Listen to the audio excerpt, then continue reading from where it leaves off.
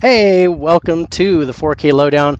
My name is David, and my guest for a very special Hi-5 on this Sunday is Adam, the Beard 4eyesman. How are you doing? Not too bad, not too bad. Thank you so much for having me. Oh, Highly good. appreciate it. Looking forward to it. Looking forward to it. Having a good time. Good. I'm glad we got our beers ready to go. Absolutely. I'm excited. We got the libations happening. I've got That's mine. right. You've got Right. yours. Cheers. For Yeah, sure. Absolutely. nice. Got So no. I'm excited to get rolling with this. So basically, what we're gonna do with the Hi-5 is I had you pick 5 movies. Not they don't have to be like your 5 favorites because I know for me that changes Oh what yeah, my of favorite course. movies are from day to day, from season to season. Like if you catch me in October, I'm gonna have all horror movies on that as my Yeah. Yeah. as my 5 favorites. But that's just it's the way that ball bounces. But True. so I had you pick 5. I got your list, an amazing list. I was like, I haven't done any of these on any previous episode, and like there's one movie in particular that's like one of my favorites of all time. Mhm. And I don't know if you might pick it, but you might know what I'm talking about. But I'll tell you, It's I a, it's don't. a, oh no, It's I was about to say it's a very eclectic mix. That's yeah, one of it's good. that's one of the main why I grabbed what I grabbed because the I just if over years of watching stuff, you get in a groove or in a rut, and you go, I really dig something that I didn't think I was going to dig, and that's a couple of those that were in there. yeah, no, that's cool. Yeah, I mean, you did 3 of the 5 are actually horror related Mm-hmm. or in the horror Yes. genre. So that was really interesting. But yeah, you span a good 20-25 years Mm-hmm. of movies, Mm-hmm. various styles, different types of movies. So I'm Mm-hmm. I'm jazzed to get through this. So basically what we're gonna do, the lowdown system is that I pick 10 aspects of a movie Mm-hmm. based on the I have 5 that want in all movies, and then I have the other 5 are based on the genre and the type of movie. Okay. And basically what you're going to do is score each of those 10 aspects on a 1 to 10 scale. Okay. And then what we're going to do is total it up, and I'm going to surprise you at the end with what the scores were that you have for those 5 movies. Hmm. And then we're going to Very rank them. cool. I dig it. Very cool. Yeah. So we've got Evan, the Pop Culture 33 on. We can barely hear bearded. Well, there we go. Let me. How's that? Is that better, gentlemen, ladies, whoever's watching? Is that better? And then, of course, Turner Fan 77's on, my brother. Yes. Um, so, yeah, if you guys have any problems with the volume, I hear him just fine, but, it's going through the internet, and we both have Yeah. fans on us, so Yes. because I, Apologies. I don't know Apologies. I don't know what the temperature is in Georgia, but it was 112 today here in California. So, It's about 90 outside, so yeah, trying to but keep it you've got cool. the humidity too. Very Yeah. much so. No, I've got a very dry heat, but still, I go outside and it's 112, and I'm like, nope, I'm Yeah, it's done. different kind of heat for Yeah, sure. Different yeah, kind. definitely. All right, so I've got the 10. So I'll tell you what the standard 5 that I want in all movies, so Okay. you can prepare. So that's the cast, the acting, the plot, the ending, and the story. Okay. So those are kind of just basic 5 that I want in all movies. Okay. And we're going to score those on a 1 to 10. The other ones are going to be based on the genre. So as we go through, you'll kind of understand what I'm looking for in each genre. And Yeah. then so the next 3 are for the genre, and then the last 2 are for the type. So let's say it's a disaster movie or a spy movie or a mobster movie or Hmm. something like that. Then the Yeah. last 2 go based on that. Okay. Um, and then, yeah, like I said, we total it up. The total is out of 100, and then we rank them. So I've already done Yeah. them. I've already done them from my scores. We're going to do your scores, Okay. and then we'll see where we're at. In between these movies, I'm going to ask you a question that I call the hot seat. So we're going to put Okay. you in the hot seat, and I'm going to ask you questions about what your likes are of Sure. movies, what your preferences are, things like that. Kind of get to know you a little bit. Sure. Appreciate it. So we're Appreciate it. awesome. So we're going to get started with the first question, Okay. and the first question is, how do you prefer to watch movies? Do you prefer theater? Do you prefer digital media, or do you prefer physical media, and why? Yeah, honestly, I've always dug the theater experience without question. Just a fun day, fun time. It's time to get lost. Really, I've always looked at it as very almost kind of not existential, but more like you go there and you lose track of time. You come out, you're like, is it still daylight out? You're in a whole different atmosphere. You're in a whole different world. Um, Digital, not even a fan. Can't even say that I'm a fan. Physical media is definitely, of all three, physical media is definitely my all-time favorite. Have about 1,400 pieces. They're actually about 1,300 right now, not 14, about 1,300. Um, Extremely into the rare and out of print physical media. That's what I've been collecting since '08. Right. So that's definitely my forte. But to of course, to rank them, if I was going to rank them, obviously physical, theater, and then digital. Okay. That would be my rank there, if you will. Awesome. And then for physical media, so I mean, if you're getting the out of print stuff and things like that, so you probably do DVDs. It doesn't Mhm. matter what physical media you're after. No. If you find it, Hmm. then you're going to grab it, right? So Oh, it can be absolutely. DVD, it can be Blu-ray, it can be 4K, it could be VHS, Laserdisc, VHS, VHS. with Laserdisc or Betamax or whatever, anything possible as long as you okay, Yeah, this is an out of print title, I want that. And do you absolutely. have all the means to basically play all those formats, or do you just collect them to have them? Sometimes I just collect them to have them. I haven't had a VHS player in a long time. So basically, when it comes to the VHS stuff, unless it's really rare, I don't grab the used stuff. And if I do, it's got to be like pristine, more so the still sealed VHS stuff. Yeah. But the DVD for obviously 4K Blu-ray, all that stuff. I've picked up a goodly amount of laser discs in the past, because people didn't know what they had, so I picked one up. I think one of the coolest laser discs I ever picked up, and somebody was nice enough to grab it off me for the price I asked. But I found a Maximum Overdrive laser disc, and I thought that the cover of that was so dope. Oh And yeah. it was very very cool. And I think I found it for $1, and somebody got it off me for like $40. So I was like, you can have it for 40. If I found it for $1, you enjoy having the take it and enjoy it. But yeah, just like I said, there's so many different forms of media that finding one in any aspect of it, it's fun, whichever Oh. one it is. Oh yeah, sounds good. So Pop Culture 33 says, for me, it's physical, digital, and then theater. People in the theater ruin it for me, so I barely go. It's And a that's really good understandable. point. Yeah, it's a very good point. Very good point. And then Turner fan says he's watching this and Whiplash at the same time. Hopefully not getting Whiplash because you're No, watching both. But it's not. I just watched Whiplash last night, Turner fan. It's going to be on Tuesday. We do a top 10 Tuesday, Very and cool. we pick a genre. He picks 5 movies, I pick 5 movies, and we make sure we watch them. And so Whiplash was actually one of his picks, Oh, cool, cool. because we're doing dramas on Tuesday. So I gave him 5, and basically 3 of them he needed to watch, and then 3 of his I needed to watch. Okay. So yeah, I actually watched Whiplash last night. Wasn't that, if I could be wrong, does that have hold on, Charlize Theron in it? No, No. Okay. Whiplash. This is Miles Teller and J.K. Simmons, and it's Okay. the drum one where he's drumming, and J.K. Simmons is like the band teacher or whatever for the Oh, college, and okay. he's apparently Think, really abusive and stuff, and yeah, I must be thinking of a different. I clearly, yeah, the new stuff.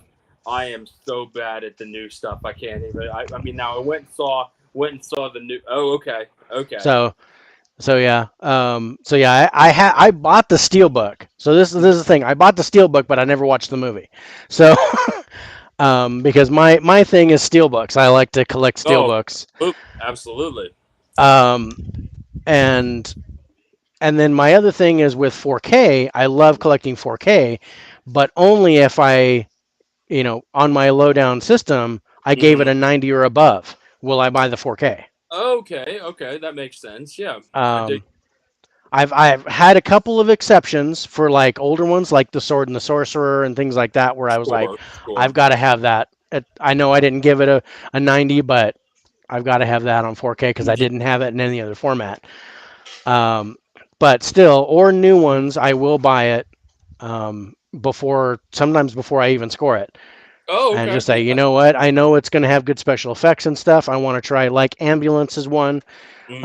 the latest Michael Bay film with Jake Gyllenhaal, Yes. Yeah. and so I bought that on 4K without knowing how good it was, and I liked it. Good sound, good picture. Good. So Yeah.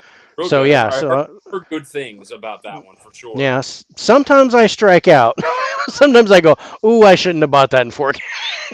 But Yeah, I mean, it makes sense. There's so many movies out there that I like, but there's so many too that I wouldn't upgrade just to have it in an upgrade format. Like there's just so many that if they ever did, maybe I'd go, okay, I'll grab one of those. But the majority of the stuff I collect, I'm like, it's never going to 4K, so what I have is gonna be good enough, you yeah, know. So that's for sure. yeah, for sure. Okay, so let's get into our first movie. We Sure, can sure. do this. And then Jerry just popped in with his Dawn of the Dead. Hell yeah. Hell Nice. yeah. Love That's what that. I'm talking Jerry, about. thanks for jumping in, brother. I really like it when you jump in. He's very he jumps into all my streams. It's It's good been stuff. awesome. That's what I'm talking about. Yeah, that's what I'm talking about. He's really thorough about that. I try to jump into anything he's on too. Really cool guy. So we could do this one or two ways. I could do random. Well, I guess three ways. We could do it random to where I just pick the movie at random and we go ahead and score it. We go in release date order, or you tell me which one you want to score first. It is your show. I am down for whatever. Okay. Um, I wrote them down in release date order, so let's go that way. Sure. Um, so your first offering to me was The Godfather. Mm, mm. Very nice. Very As nice. a 1972, it is the oldest movie that you gave me. Which I didn't realize it was that old. I was 2 years old when it was born. Oh yeah. I was 2 years old when it came out, and you weren't even born yet. So I was 8 years from. 8 years yeah. from. You know. So God, this is such a classic movie. It was really hard for me to score, but I tried to be objective with it because it Hmm. is like, I mean, it's considered one of the greatest movies of all time. If somebody Yes. says, what's the greatest movie of all time? 6 out of 10 are going to say The Godfather, and then Yeah. I, however, would say something else that you have on your list. But Yeah. but anyway, so what we're gonna do? Let's start with the basic five. So the only thing, a lot of them are kind of your opinion, how you Yeah. feel on a scale Very of one much. to ten, except for cast. Cast is the only difference. Cast is basically if you know the actor by face and name, it gets 2 points. Okay. If you know the actor by face but not name, or you're like, oh, I remember that guy, he was in this movie, but I can't remember that guy's name, they get 1 point. Okay. If the movie came out before you were born, like this one, you can put an automatic 4 to it. Okay. Or if it's like you were really young when it came out, you can go, I don't know any of those actors, so we just Mhm. give it a 4. I understand. Um, or if it's foreign, that's the other one. You didn't pick any foreign movies, but I always give it an automatic 4 because I don't know if the actor's any good. If I get a Korean movie that I want to True. watch, but if I don't Yeah. recognize the guy's name, I'm gonna okay. I'll just give it a 4 for the cast. Yeah. Um, but I'm sorry. This is a who's who of the greats, Absolutely. I mean, right? yeah. Absolutely. So I mean, you got. I'm not even looking at IMDb. You got you got Marlon Brando, Robert De Niro, Al Pacino, Duvall. James Caan, rest in peace. Yes, absolutely. Uh, Rest in peace. Robert Duvall. um, I Robert know. Duvall, just an amazing. And I'm like, I'm out. Yeah. I'd give it a 20 Oh, for the if it's cast, stacked I up. could But give it a highest we hundred. can go, yeah, Yeah. I mean, yeah, the highest we yeah. can go is 10. So unless you don't know those guys, which I doubt, I think we're at a 10 on the Absolutely, without cast. question. I mean, it was perfect casting. I don't. As for as many times as I've watched it, I've never looked at it and been like, I think that should have been played by someone else. No, like I mean, Hmm. at all. Yeah, Like I don't think there was there was no casting change that I would have made in that no, movie. absolutely not. Hmm. Okay, so the second thing is the acting. So the acting is a Sure. little bit more of your opinion on the acting of the movie. Um, Naturally, if there was Oscars for Best Actor or something like Mm, that, generally that gets a higher score. Um, Also, but your acting is also based on the cast. So if it's a really well known cast, mm, then you want the acting to be good. sure. So, but if it's a cast that you don't necessarily know, so you'd be surprised on the acting. So you might Mm, actually give the acting a higher score. So just okay. kind of keep that in mind as we go through. Sure. Sure. Um, so on a 1 to 10 scale, what would you give the acting for this? Honestly, I've always that's it's kind of a tough one for me. For as great of a movie as it is, and I'm Hmm. I'm just honest. Now, people might go, but I'd probably only give it about an 8 because Okay. there are some scenes in there, and again, rest in peace, God love him. James Caan. There's some I know there's some overacting, very much so, in some scenes in that. Yeah. You Evan know, says if the Godfather doesn't get above 90, I'm out of here.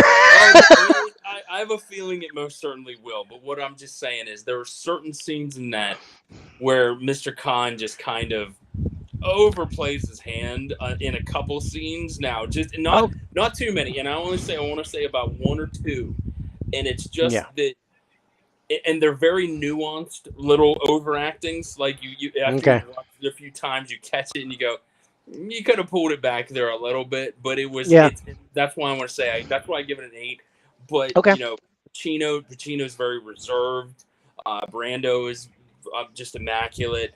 Um, and all these guys, Duvall is just very laid back.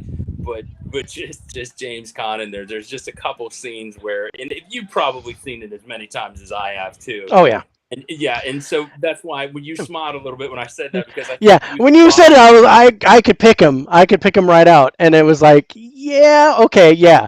I mean, it was early in his career though. Yeah, If of you think course. about it, I mean, I would like to say he was 6 years old, but no, Yeah, he no, was, he was in his early 20s or something. yeah, Um, but yeah, and I was a little that one and a little bit with Robert Duvall. That was a yeah, little bit of acting yeah, with Robert mm, Duvall. But there was Academy Awards, there was yeah. Oscars I all mean, across the board yeah, you can't, for you can't deny that it yeah, was, and even Connie, the character of Connie, like her. I yeah. mean, there's a couple times where she could have pulled it back just a hair, but I mean, but what I'm Just a saying is little over. just a little bit, Can you yeah. dial it down to 6? Can you Mhm. just Yeah, I need this you to isn't Spinal Tap. Don't take it to 11. no, I Yeah, just need you no, to pull it's there. funny, but yeah, and it's kind of funny if you're thinking about that, and then because when I was scoring it, I thought about all that, and then I thought about the Oscars, and then I Mm, thought about for the time period, yes, because yeah. I got to think back for early 70s. Mhm. There's some really spot on acting. So yeah, no, Oh, I like your score. that's yeah. I mean, I mean, because there's you no got way. Yeah, there's no way that I would ever deny the yeah. kind of caliber of acting that was in that without question. And it I, was, that's yeah, I what I think mean. that was Pacino. He said, Yeah, Evan says Pacino. this was Pacino's Yeah. third film. So I I mean, there's thought Pacino was great. yeah, I mean, there's the parts. I mean, the parts where he has to do the dirty work. I mean, he's just he plays it so nuanced because he doesn't want to look around. He does what he's supposed to do, and just Yeah, drops it, walks out, and exactly. very Hits his mark and he leaves. yeah, I was, right. You can't yeah. be. Do you You know what I can't mean? be His character, embellishing. You no. can't. Yeah. But there's just a few and I love it to this day. Hmm. One of my favorite things that I've ever heard about Sonny's character, and I love it to this day. It was one of the funniest things I've ever heard. I was watching a late night show one time, and there was a character on the late night show, and anybody who would ever ask him a question, he would always the guy would go, "Well, what about this and this?" And he always go, Craig, he sucks. And then he would give a little thing about, but he was asking one time about, he was talking about the Steelers one year, they were going to the Super Bowl. And he said, He said, "Well, what do you think about the Steelers' defense?" And he goes, "Craig, Steelers' defense sucks." He's like, "It's got more holes in it than Sonny Corleone." And I was like, "That's one of the greatest lines I've ever heard in my entire life." That's like, so I've always heard that. I always thought that was the most excellent thing ever. You know? That's hilarious. Yeah. And I've always remembered that too. I was like, so good. Okay, so the next thing is we talk about the plot. So basically, Yeah. what the plot is I basically read from the back of the Mhm. box, and I have the special Oh, nice. edition autographed by Coppola. But um, so we basically read the synopsis of the Cool. movie, Yeah. and what you're going to do is score it on a 1 to 10, based on not knowing who's in the cast. You just Okay. read the back of the box, and on Okay. a scale of 1 to 10, how likely would you be to buy or watch that movie? On the Okay, synopsis alone. on the synopsis alone, not knowing the cast, not knowing anything else, no Okay. Academy Awards, no nothing. It's like you went to Blockbuster, you read the back of the Blank box, and you slate. went, Yeah. "Yeah, I'm not going to watch that," or maybe I'll wait. Yeah. Blank slate. Yeah. Yeah. Okay. So I wonder if this is actually going to give me something, except for, yeah. So, picture. Okay. The Godfather is a violent and chilling portrait of the Sicilian family's struggle to stay in power in a post war America of corruption, deceit, and betrayal. And other than that, it talks about Academy Awards and blah, blah, Yeah. blah, and all these people. That's all I. it says about. And then it talks about 10 Academy Award nominations and Yeah. all the people starring in it. Yes. Um, so just I. by reading I. something like that, Hmm. and I think I want to grab it.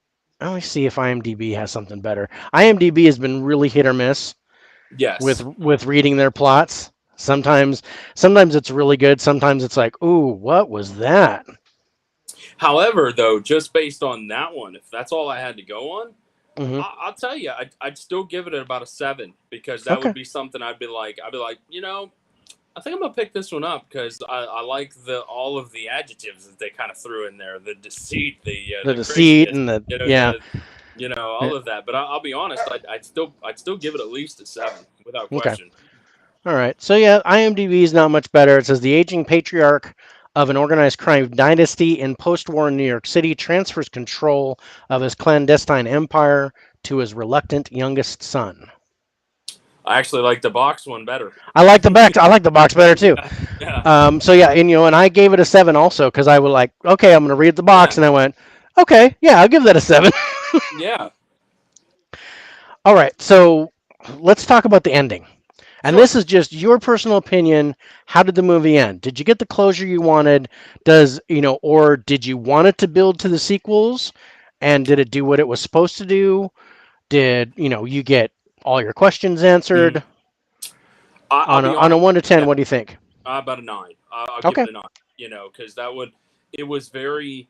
I remember the very first time I watched it. I didn't watch The Godfather until I was 22 years old. Hmm. A buddy of mine who I was working with. It was my. I used to cook professionally, and my chef at the time, he had me come over that night, and he goes, "Have you ever seen Godfather?" I was like, "No."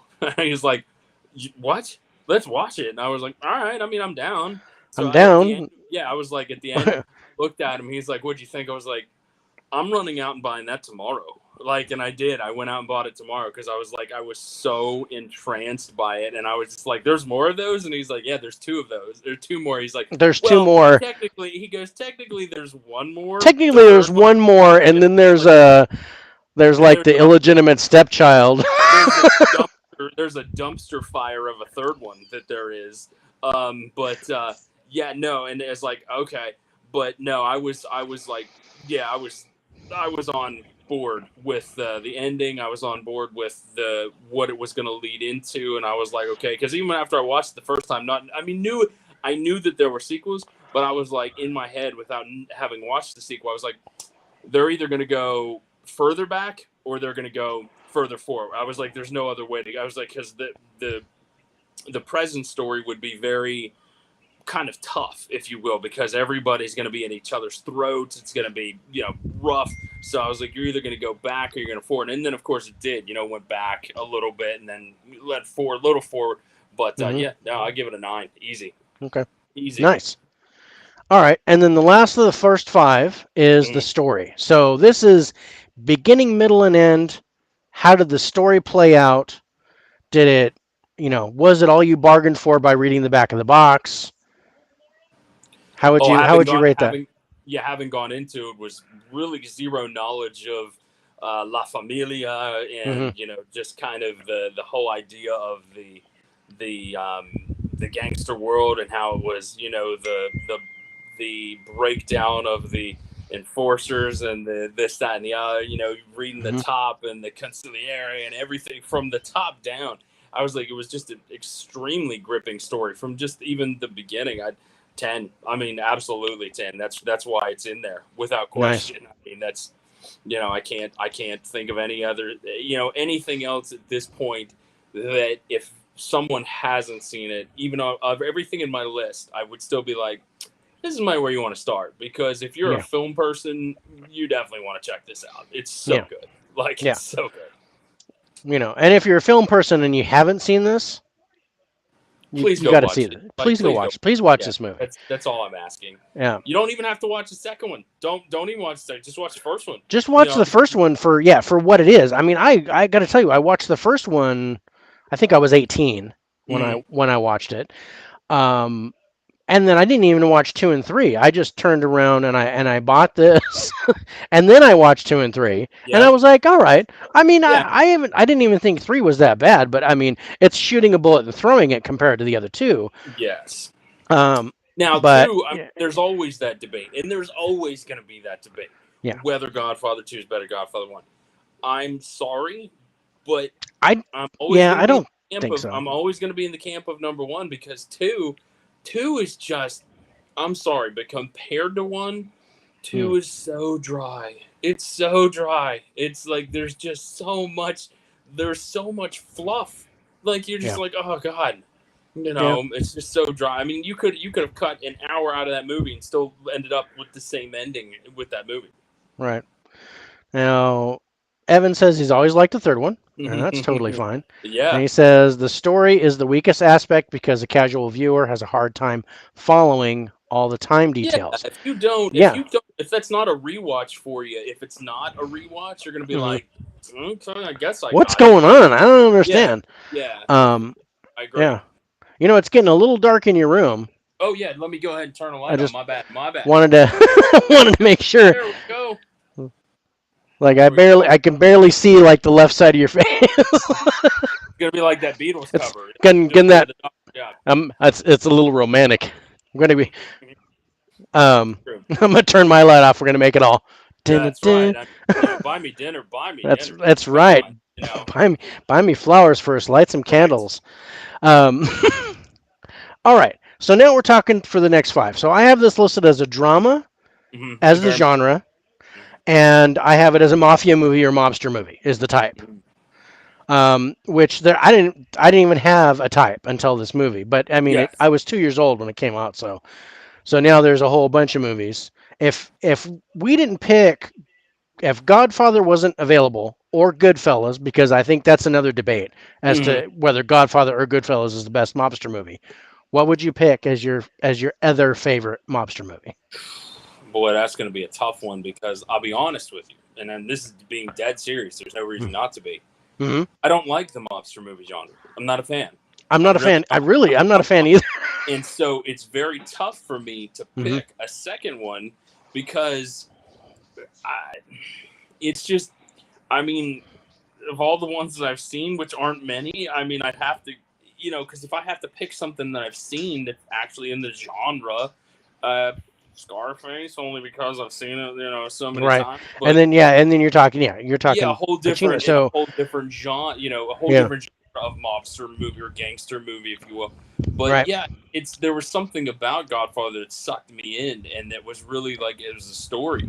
But Hmm. to pick another mobster movie, I mean, I'd be throwing darts blindly at a dartboard and telling you which one I liked because I'd be Yeah. like, yeah, okay, you It's know, like, oh, okay, yeah, fine. yeah, Yeah, no, I totally get your point, and I do feel like, yeah, those are the three. It's Godfather, Goodfellas, and mm, Scarface, and then yeah, after that, you're kind of like, anyone then will what? do, I you mean, know, you could argue Donnie Brasco. yeah, You could argue Legend with Tom Hardy. hmm, Um, One of the ones that I like, and I don't think it was a very good movie, but I liked it, is Mobsters with yes, Christian I know which one you're Slater talking about. and Richard Grieco and Yeah, Patrick Dempsey. It was the story of Lucky Luciano and had all mm. that. I really liked how that played out. Oh That yeah. was Well, fun. I like. I'll tell you. I like the one. Funny enough, I've watched it so many times, and I should have went right to that. Was the one with American Gangster, Denzel Washington.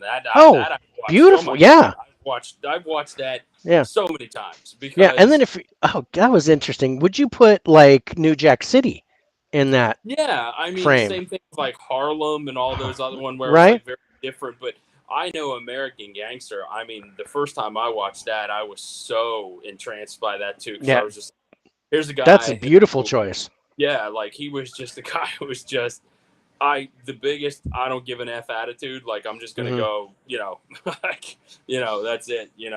I Yeah, love it. Evan It was Evan great. pipes in with Casino. Yeah, Godfather is the that's a good winner. one. If I choose second, is Casino. I'm not a Goodfellas fan. I hate Scarface. I know, I know. No, no, and Casino's a great choice. I didn't even think of Casino. I mean, but Casino's an I'll be awesome honest with you, choice. Scarface is so. It's like how can I put it? Scarface is like breathing, so you don't really think about it. Hmm. I mean, I just that's what I'm like. It's tough for me to like sit there and go, "Oh, I love Scarface." It's Scarface. Come on, I mean, you just kind of go, "It is what it is." Yeah, I mean, but he but since changed his mind. He now says American Gangsters yeah, is number two right, also. because it's Yeah, I didn't such think of that a either. That's a great flip. choice. Yeah. But yeah, Oh, I'm not a mobster movie fan, and so nah. I mean, although I mean, The Godfather is just an awesome movie, but I've probably seen it 5 times Yeah, I would in my say life, and yeah, I'm old. yeah, I'm probably only because it's like once a year for me, so Hmm. I'm probably pushing about a 10 times at least on that one because it's so good. Yeah. I can't because I just love that way it was filmed too. That hazy that haziness of the tape, Hmm. is very like the 50s scenes, that haziness of it because it's kind Yeah. of I know obviously the 50s weren't like that, but that just that old filmy type way of that it was filmed. I always dug that too. Yeah. All right. So let's move on to the second five Sure, sure. aspects. So as a drama, I look for what I call interest, and that's the interest that I have in the subject line. Mm, Because a lot of times with dramas, it's like it's set in history or based on a mm, true story or something like that, to where I'm like, okay, what is my interest in that topic, or how am I mm, interested in that? And that's kind of interesting. You're not a mobster movie fan, mm. but how interested were you in this topic in this movie on a scale of 1 to 10 After seeing, before seeing it, probably before? 0, but after seeing it, probably a good 7. Okay. Because I was like, I dig this. I was like, I dig the idea of like the mob family and again how detail oriented it really was with the lieutenants, the enforcers, the this, that, and the other, and just like how it ranks the whole way up the top to the Don, and what's truly involved in being a mob family. Mm-hmm. Like that's what interested me. I'm like goes the whole way down from, you know, racketeering to laundering to just everything that's aspect about it is just it was fascinating. Nice. So Evan says I watch it about twice a year. I get a Mm-hmm. mood. I get a mood, and I have to watch. I usually Yep. follow it up with Zodiac, movies that True. transport me back in time. I would agree. Good choice. I would I agree. love Zodiac. Yeah, that's neat. Okay, so the next thing, and this is kind of where um, drama differs from the other genres for me, because Mm-hmm. I'm really looking for a good script. Mm. with a drama, and I'm looking for good cinematography. So those are the next two. So what do you think of the script? A How the nine, script was written in nine. nine? I'll give it a Beautiful. 9 right off. Yeah, because I mean, it was just so engaging. Yeah.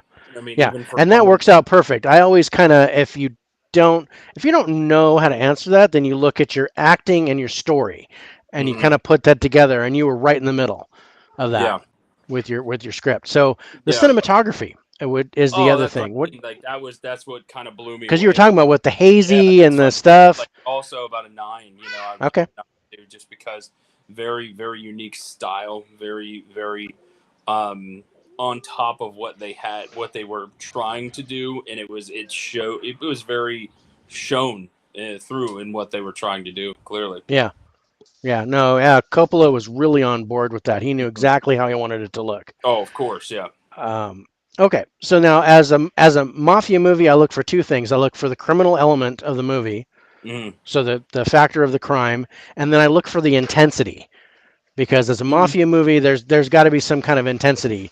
You know, Yeah. people backstabbing each other, or cops trying to come in, or Hmm. whatever. There's all kinds of corruption and all kinds of stuff happening. So, what did you think about the criminal element of the movie? Well, that's a Did little difficult only because you see cops, but you don't see a lot of cops. yeah, You see a lot of family enforcing their own. right, So it's a lot of it's a lot of maybe the cops are going to show up, maybe they won't, because the cops are obviously in somebody's back pocket, right. and But so in that general, they're committing crimes. They're doing things. yeah, So I guess we're talking about how is the criminal element portrayed in oh, the 8. movie I mean, is an kind of 8. At yeah, least to be an 8, because again, you know what they're doing. You know what they're trying to get at. Especially that. Well, I would say that scene when I think it's Salazzo. Salazzo is saying, "Hey, we got to get into the drugs," and Don Corleone's like, "No, absolutely not." And he's like, mhm, "That's not what we're doing." He's like, mhm, we are in all different kinds of stuff, but the drugs are going to ruin everybody, and it'll ruin everything. exactly. And Yeah, he's like, we're but not touching only, this one. yeah, Yeah, but it'll only go against the urbans and the this, that, and the other. And he was like, no, because it'll still go into everything. So no, yeah, we're gonna have to politely decline.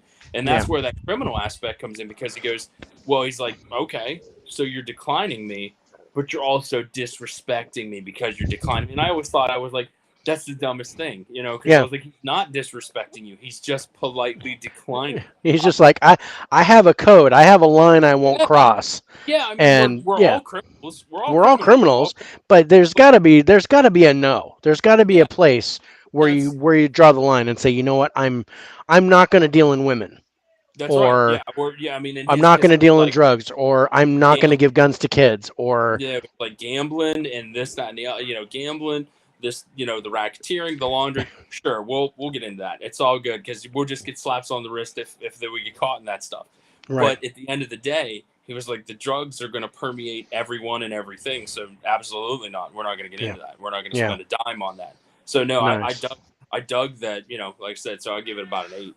Okay, nice. Based on Okay, and then the last thing is the intensity of the movie, and you know, there's the kiss of death. And yes. I mean, there's some really great intense scenes Oh, I give it a in 10. this. I mean, Yeah, just a 10 based on like I said, the Sunny scene. I mean, it's a Bonnie and Clyde sort of kind of rip off, but it's still there.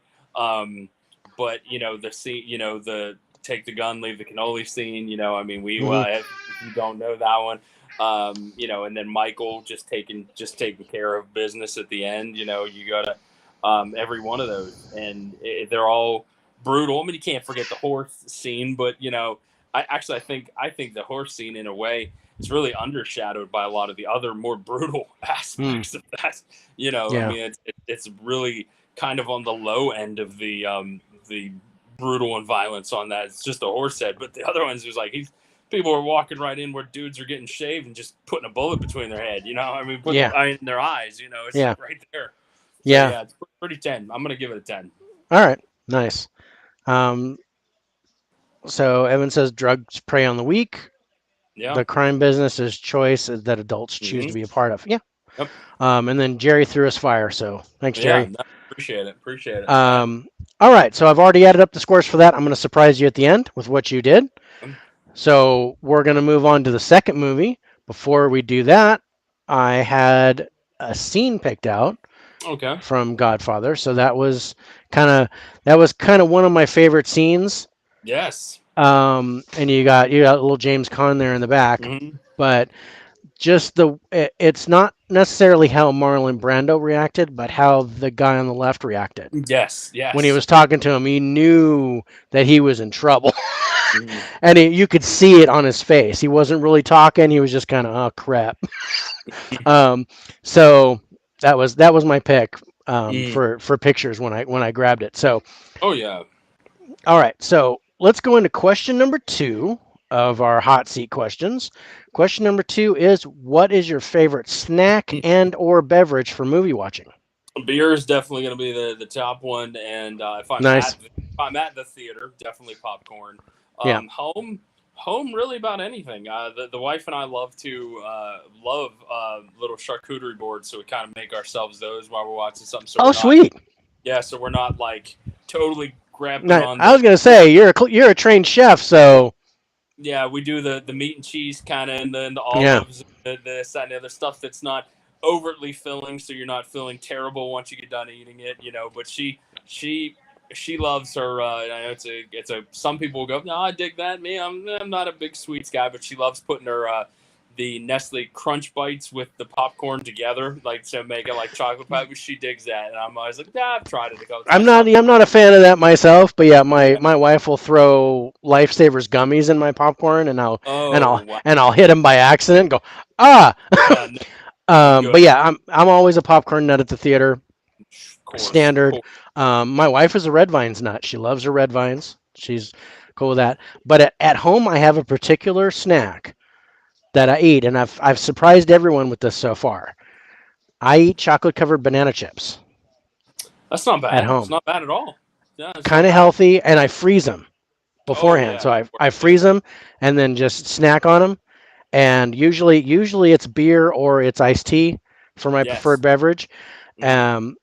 But yeah, if I've got some chocolate covered banana chips, that's my snack of choice for movies. I'm also a savory guy versus sweets. I don't do sweets. A Hmm. couple times a month I'll do sweets just because I get the tooth. But I mean, most of the time it's always savory stuff. So good bowl of chips and salsa and some cheese to dip it in. I'm also Oh, there nothing, all yeah, day, nothing all wrong day. with that. Some guac or some, nice plate of nachos or something. Yeah, You bet. I'm down All for day. that. But yeah, you kind of hit a soft spot for me when you said you were a trained chef because Mm. I was classically trained Oh, very nice. Very cool. by my grandfather. My grandfather Oh. was a gourmet chef, and he trained me Mm. for like 10 years, just showing me how to cook different cuisines Sure. and things like that. So I love to cook. Oh, me too. Um, I have a I don't blast. do it that much anymore. I got to be honest. After doing it 10 years professionally, I kind of got burnt out a little bit, and that was one of those things. So I do it every now and again. But my son, he's like 17, 18 months, and Oh, he nice. loves he loves cheesy eggs. And so my wife, whenever I make them for him, and she'll make them scrambled eggs in the morning, and I go, "Did you put cheese in those?" And she'll go, "No," and I go, "Did you brown the butter first before you put the eggs in there?" And she goes, "No." I was like, "Well, No. my eggs are much better. That's why he eats them all the time because he's got cheese and brown butter eggs." So I'm just letting you know. She's just like, whatever. He's like, he's 18 months, and I was like, yeah, but I'm giving him the good stuff. That's all I'm saying. My granddaughter keeps sneaking into my office. so, it's, It's all good. so if you see a little puff of red hair kind of running by, that's I that's think my it's all granddaughter. good. It's all Yeah. good. So yeah, Evan asks, yeah, have you seen the TV edit where they put extra stuff and edit all three in one giant movie in chronological order? I've never No, seen I that. can't say that I ever did. I didn't know they even did that. I'll be Yeah, honest with you. I had no idea. Now that's that brings up a very interesting point, though, and I'll tell you why. The very first movie that I ever saw that was edited for TV that had different stuff in it than the actual movie version, and I was like, I know it's going to sound odd. It was Ace Ventura. Pet Detective, they Huh? added scenes. They added scenes to the movie version that weren't in the DVD or the VHS version. I was like, "What is this? I don't remember this scene." And they did that. It's very very bizarre how sometimes they'll put something in a made for TV version to give it a little extra boost, and you go, "I didn't see that before. That's crazy." Yeah, that's interesting. Yeah, I remember seeing that too, to where you're like, oh, I don't remember that in the movie. Yeah, you're because you know what's coming up next. If you've seen it more Yeah, than once, you know what's coming up. And you go, "What was that? you go, wait a That's minute, crazy." Yeah, that's not right. Yeah, that's right. yeah, that's funny. But yeah, that was cool getting to know your snack taste and stuff. Sure, That was sure. pretty awesome. Appreciate it. All Appreciate it. right, No, so our number two movie came out in 1978, and I think you know where I'm going. yes, it did. Jerry's favorite, Mm. Dawn of the Dead, the original. Well, I Uh, gotta admit, this is my favorite of all five I picked. This is my all time favorite movie, just because it just. Oh, I can go on, but you go on because I want to make sure that I'm doing what I'm supposed to. I'll I'll go on because yeah, oh man, I love this movie and it was really fun to revisit it. Mm-hmm. I revisited it earlier today once I found out where I could find it. Because I don't have it Mm-hmm. on my collection. I have 6,600 movies Oh my. and I don't have that movie. And I was like, what the heck? I've got all the other Romero movies, but and I've got the reboot of Dawn of the Dead, but Mm-hmm. I don't have the original. And I'm like, that's one of my favorites. Why don't I have that? Well, So the I went. Blu-ray for the longest time, the Blu-ray was so hard to find, and it's very expensive, and it's just, Yeah, and then the second sight one come out, and of course I had to grab both copies of the second sight 4K, the one I could watch, the one I could keep sealed, so I had to put my money towards the good stuff there. yeah. No, I can't even. I looked for it and I'm like, oh man, it's $120 on DVD. And Yes. oof, man, I'm like, okay, we're gonna wait. They're gonna do another. They're gonna do Eventually, an. yeah, you're Not right. eventually they'll do another reboot. Hmm. They'll do another, remastering or something of it, Yeah. and I'll The get a copy second of it. sight. Oh yeah, second sights for right now is just the end all be all right now because they did such a good job with it. It's unbelievable. Nice. Yeah, I'll definitely check that out.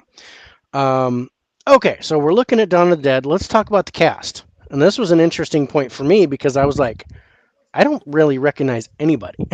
No, there wasn't anybody. I mean, Yeah. Ken Foree is definitely one of my all time favorites from this movie.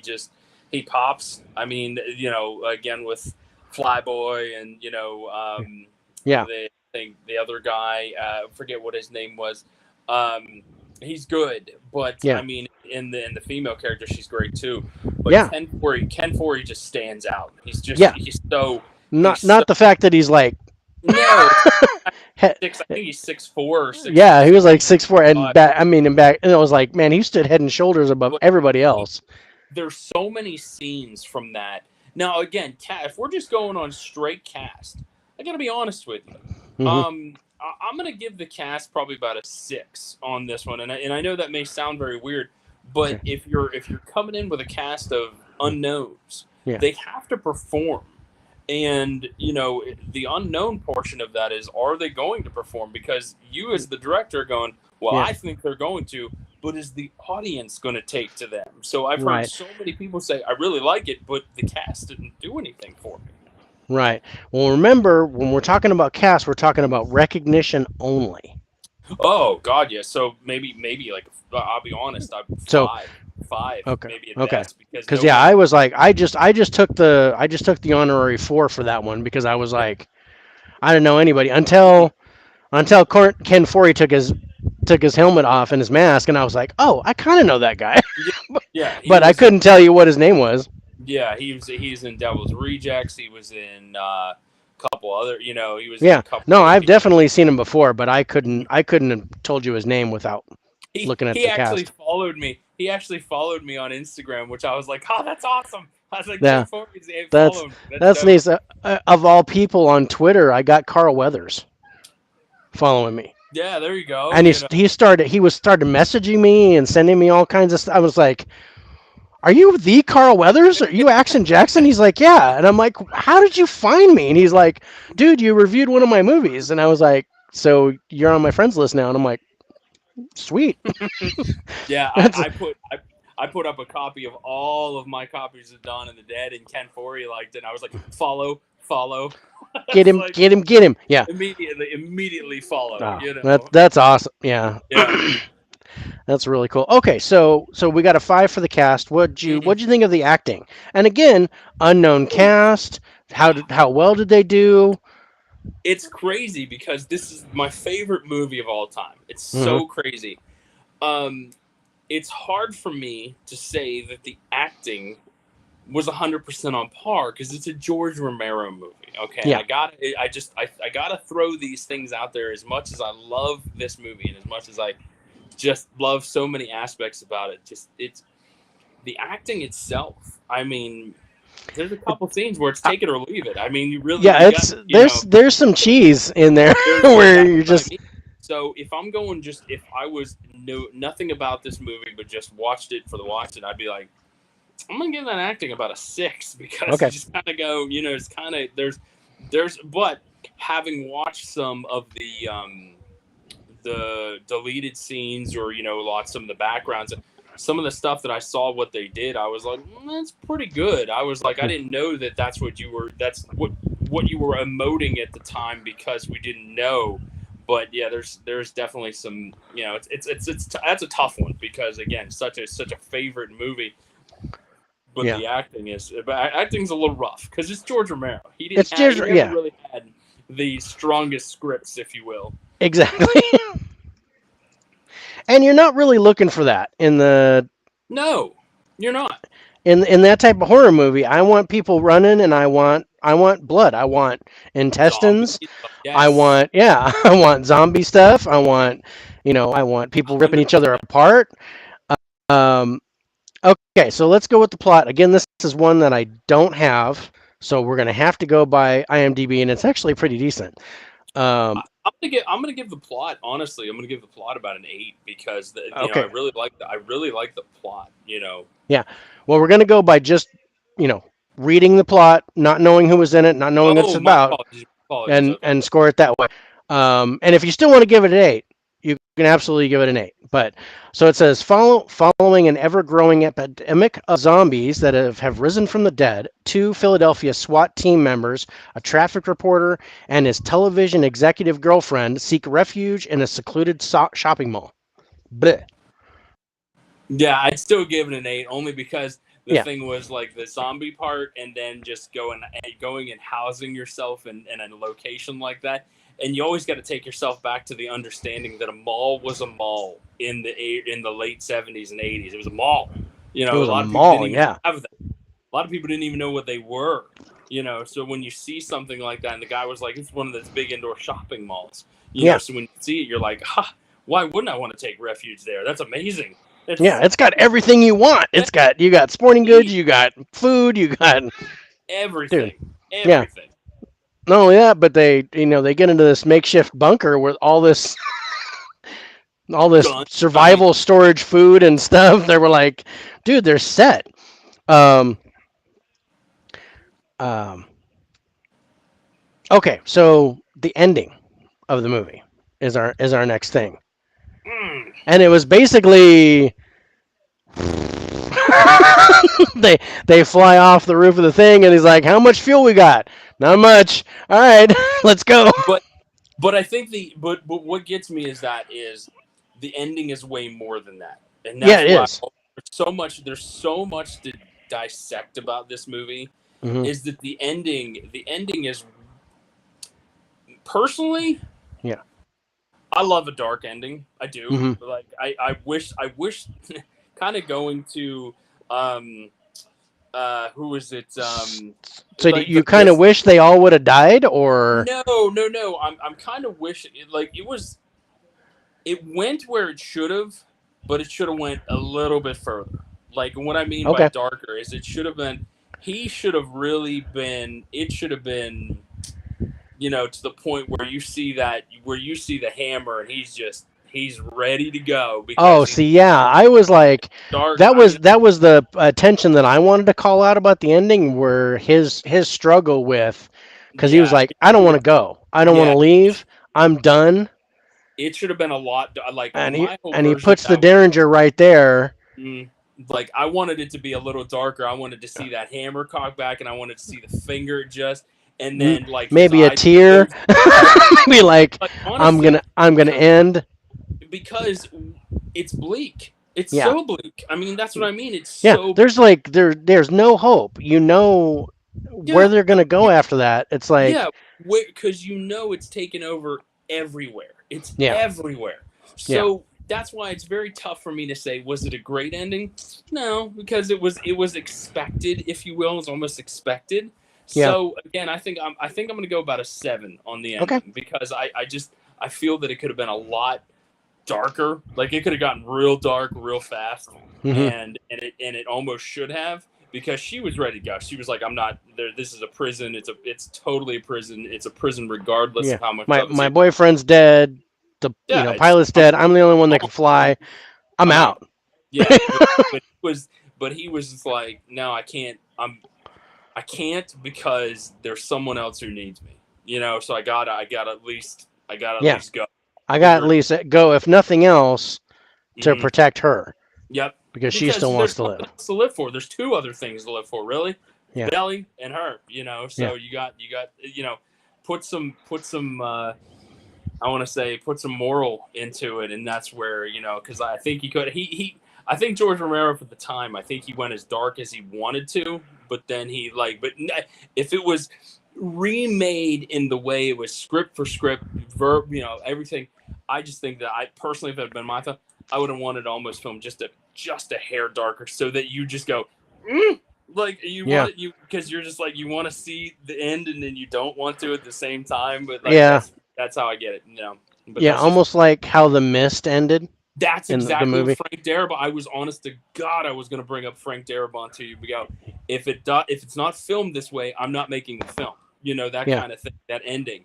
Yeah. So that's kind of how I would have gone with it if I Yeah. was George Romero at Yeah. the time. Yeah. Because I got to say that ending just I mean because It's I've creepy, I've read creepy. yeah it's just God what's the I'm gonna say devastating. That's the Yeah, only word I can put to it. you're a parent. You Putting know. I mean, imagine. I'm a parent. I'm a grandparent, and I'm Yes. like, oh crap, and then Yeah, and it's there's no just words. There's yeah, almost no words there's because no yeah. I couldn't even describe it. I sat there and watched it. And I was like, shit, and I turned it off, and I was like that, because and I mean, you because already it wasn't anything like the book, and I thought that was the best thing that could have happened. mm-hmm. Yeah, I mean, you look Because at I mean because I read all Stephen King's yep. books. Mhm.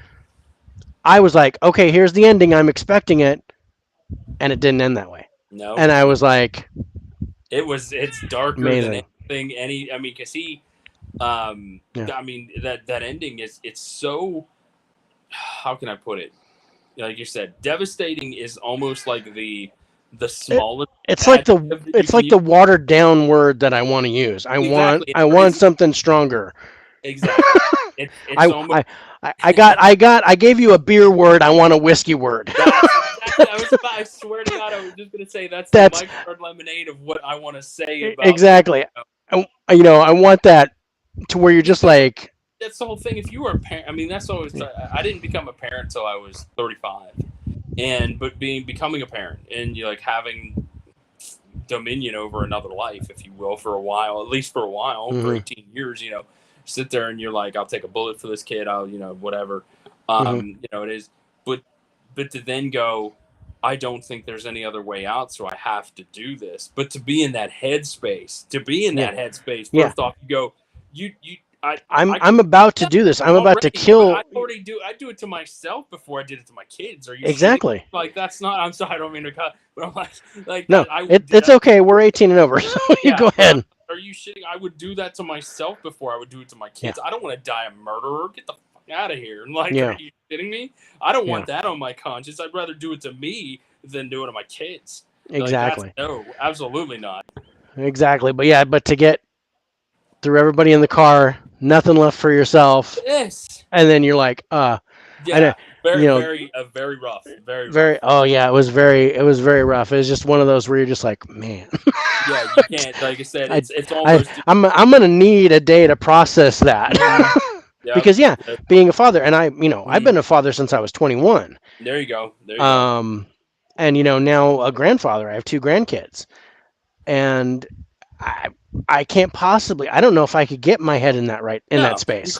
there's no way. I'd be There's like, I would do everything I could to make sure they survived, even of if sacrificing myself was the course, way to do it. of course. I wouldn't even think twice about No, taking myself out.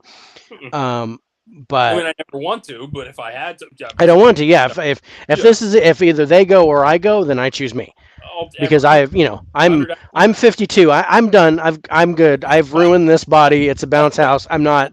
I I know. just told somebody the other day. I said, the dream catcher didn't catch any dream. It's the bottom of the third quarter. I'm down by 20. It's okay. Just It's okay. I'm gonna punt. It's fine. yeah, right. Yeah, Exactly. yep. So Dot says I haven't been able to go back and watch it. I had to go watch something lighter after that. Still enjoyed the Yeah. movie though a lot. Yeah. So, I mean, you got to watch a comedy after that or something because you just go, oof.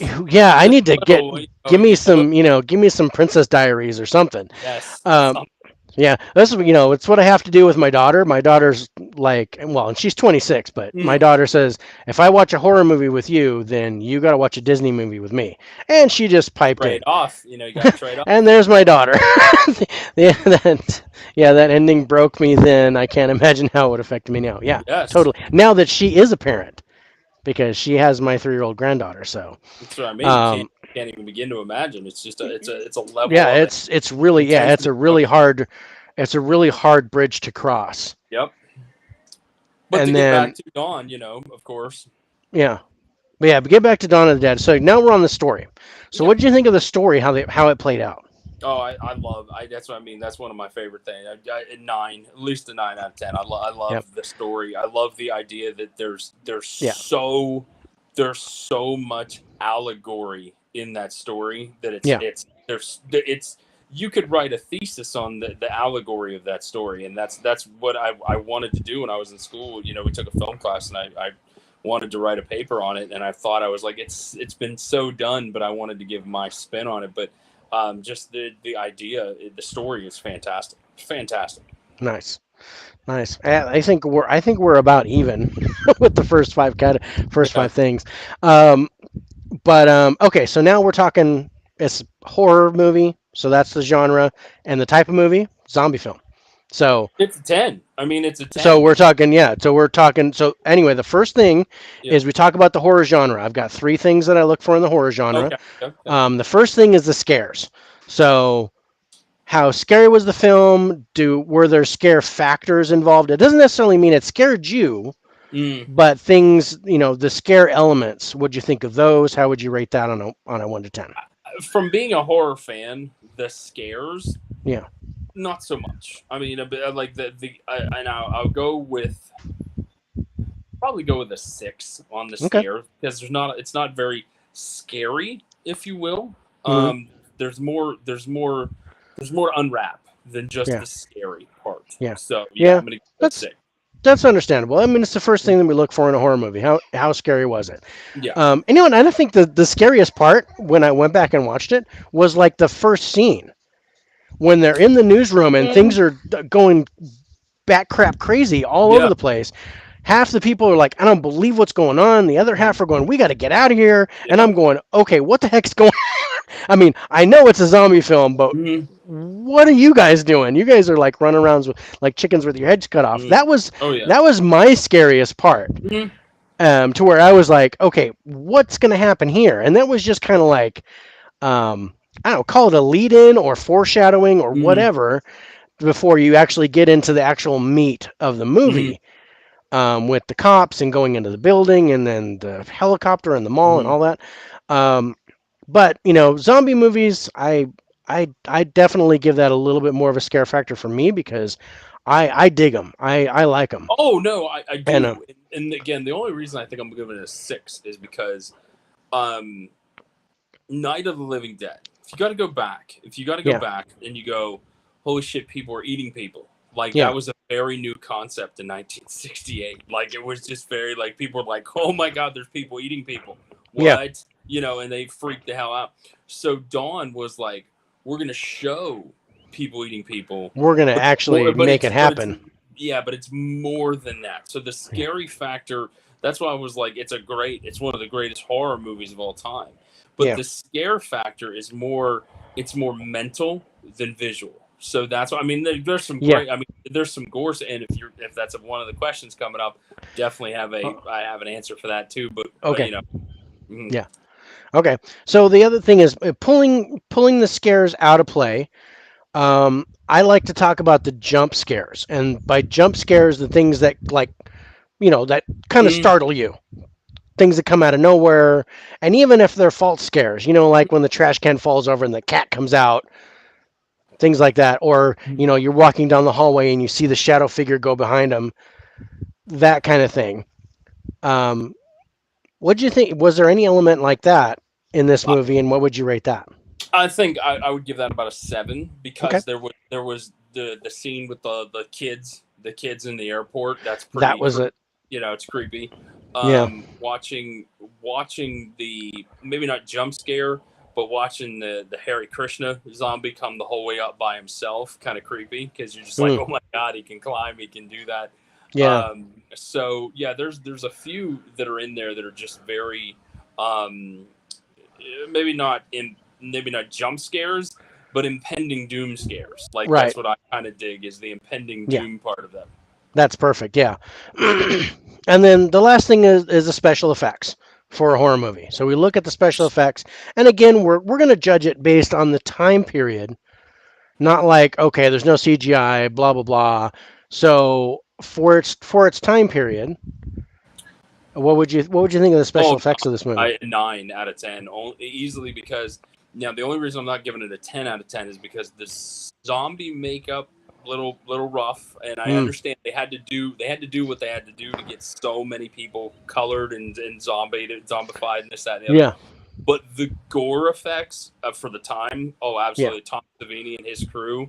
geez Louise, like some of the stuff that they pulled off with practical effects, Yeah. absolutely. I mean, the blade going through the zombie's head, the Oh, with uh, the scalping on the scalping, helicopter. and then the machete scene, which is like Yeah. one of the most famous scenes. The shotgun blowing the zombie's head completely off apart, and then the tearing apart of just everything. The Yeah, it's ripping so and yeah. Oh, love it's a that. 9, and again, the only reason I don't give it a 10 is just because of the color of the makeup coloring. That's it. Yeah. Yeah. Okay, and that brings us to the type, and we're going to actually take those two elements out and score those separately. Mm. So, with the zombie movie, the first thing I look for is the zombies themselves. How were the zombies? How did they look? Were they good? Did they walk well? Did they do what they're supposed to do? Did you have Mm. any issues with them? What would you give the zombies on a 1 to 10? And I've got a picture for that. Uh, so we're going to show that. Um, um, well, that's what I mean for the time, and for the that's what if we're for gonna the put time, put ourselves back in there. I'd give it a yeah, 7. yep. I'd give it a 7 just because you can't give it a 10 because the CGI or the bones coming out and or this that and the other. It was more so fresh. Everybody was fresh, so you figure everybody got bit maybe Yeah, within. everybody was like, just they recently dead. They Yeah. had the So handbook they got from Beetlejuice, and then, that's right. um, Yeah, absolutely. No, I agree with you. So yeah, yeah, about a 7. yeah, okay. And then the last thing is the gore. One thing that I want in a zombie movie, I want gore. I want intestines. I want guts. I want arms. I want limbs ripping off. Mhm. Oh, 10. And Yeah, I'd give it a 10 only yeah, because and just because again there were so many good scenes. There's so many memorable scenes. For being a nearly 3 hour long horror movie, um, the amount of gore that they had to do for that was tremendous work. Tremendous work for the time. yep, we have the exact same score for that movie. There we go. Couple of different viewpoints, but Mm, I'm 1 point higher in one, you're 1 point higher in another, but we came out the same score. that's So awesome. that that's that's Very that's cool. That's very cool. very cool. All right. So moving on to number 3, we have question number 3. What is your favorite genre? If you had to pick one, I'm I not going to gotta say there's a derringer to your head or no, anything, but if you had to no. pick one, I mean horror, just yeah, because there I have that's the majority of my personal collection versus the mine stuff too. that I have up for sale. But yeah, the it was that's the kind of stuff that I was always very interested in, and that's what kind of got me on the train to collecting. Nice. Speaking of which, since you said horror, I'm going to go grab that movie I told you about. I'll be right Okay, back. no worries. Give me 2 seconds. I gotta put it down. I gotta say goodnight to my other son too. Give me 1 second.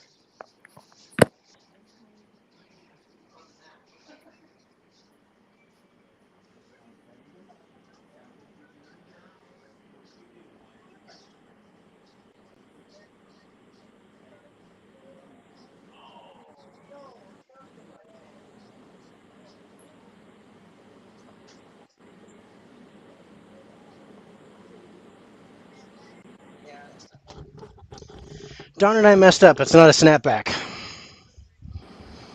Oh, all right. We're going to take a minute until he comes back.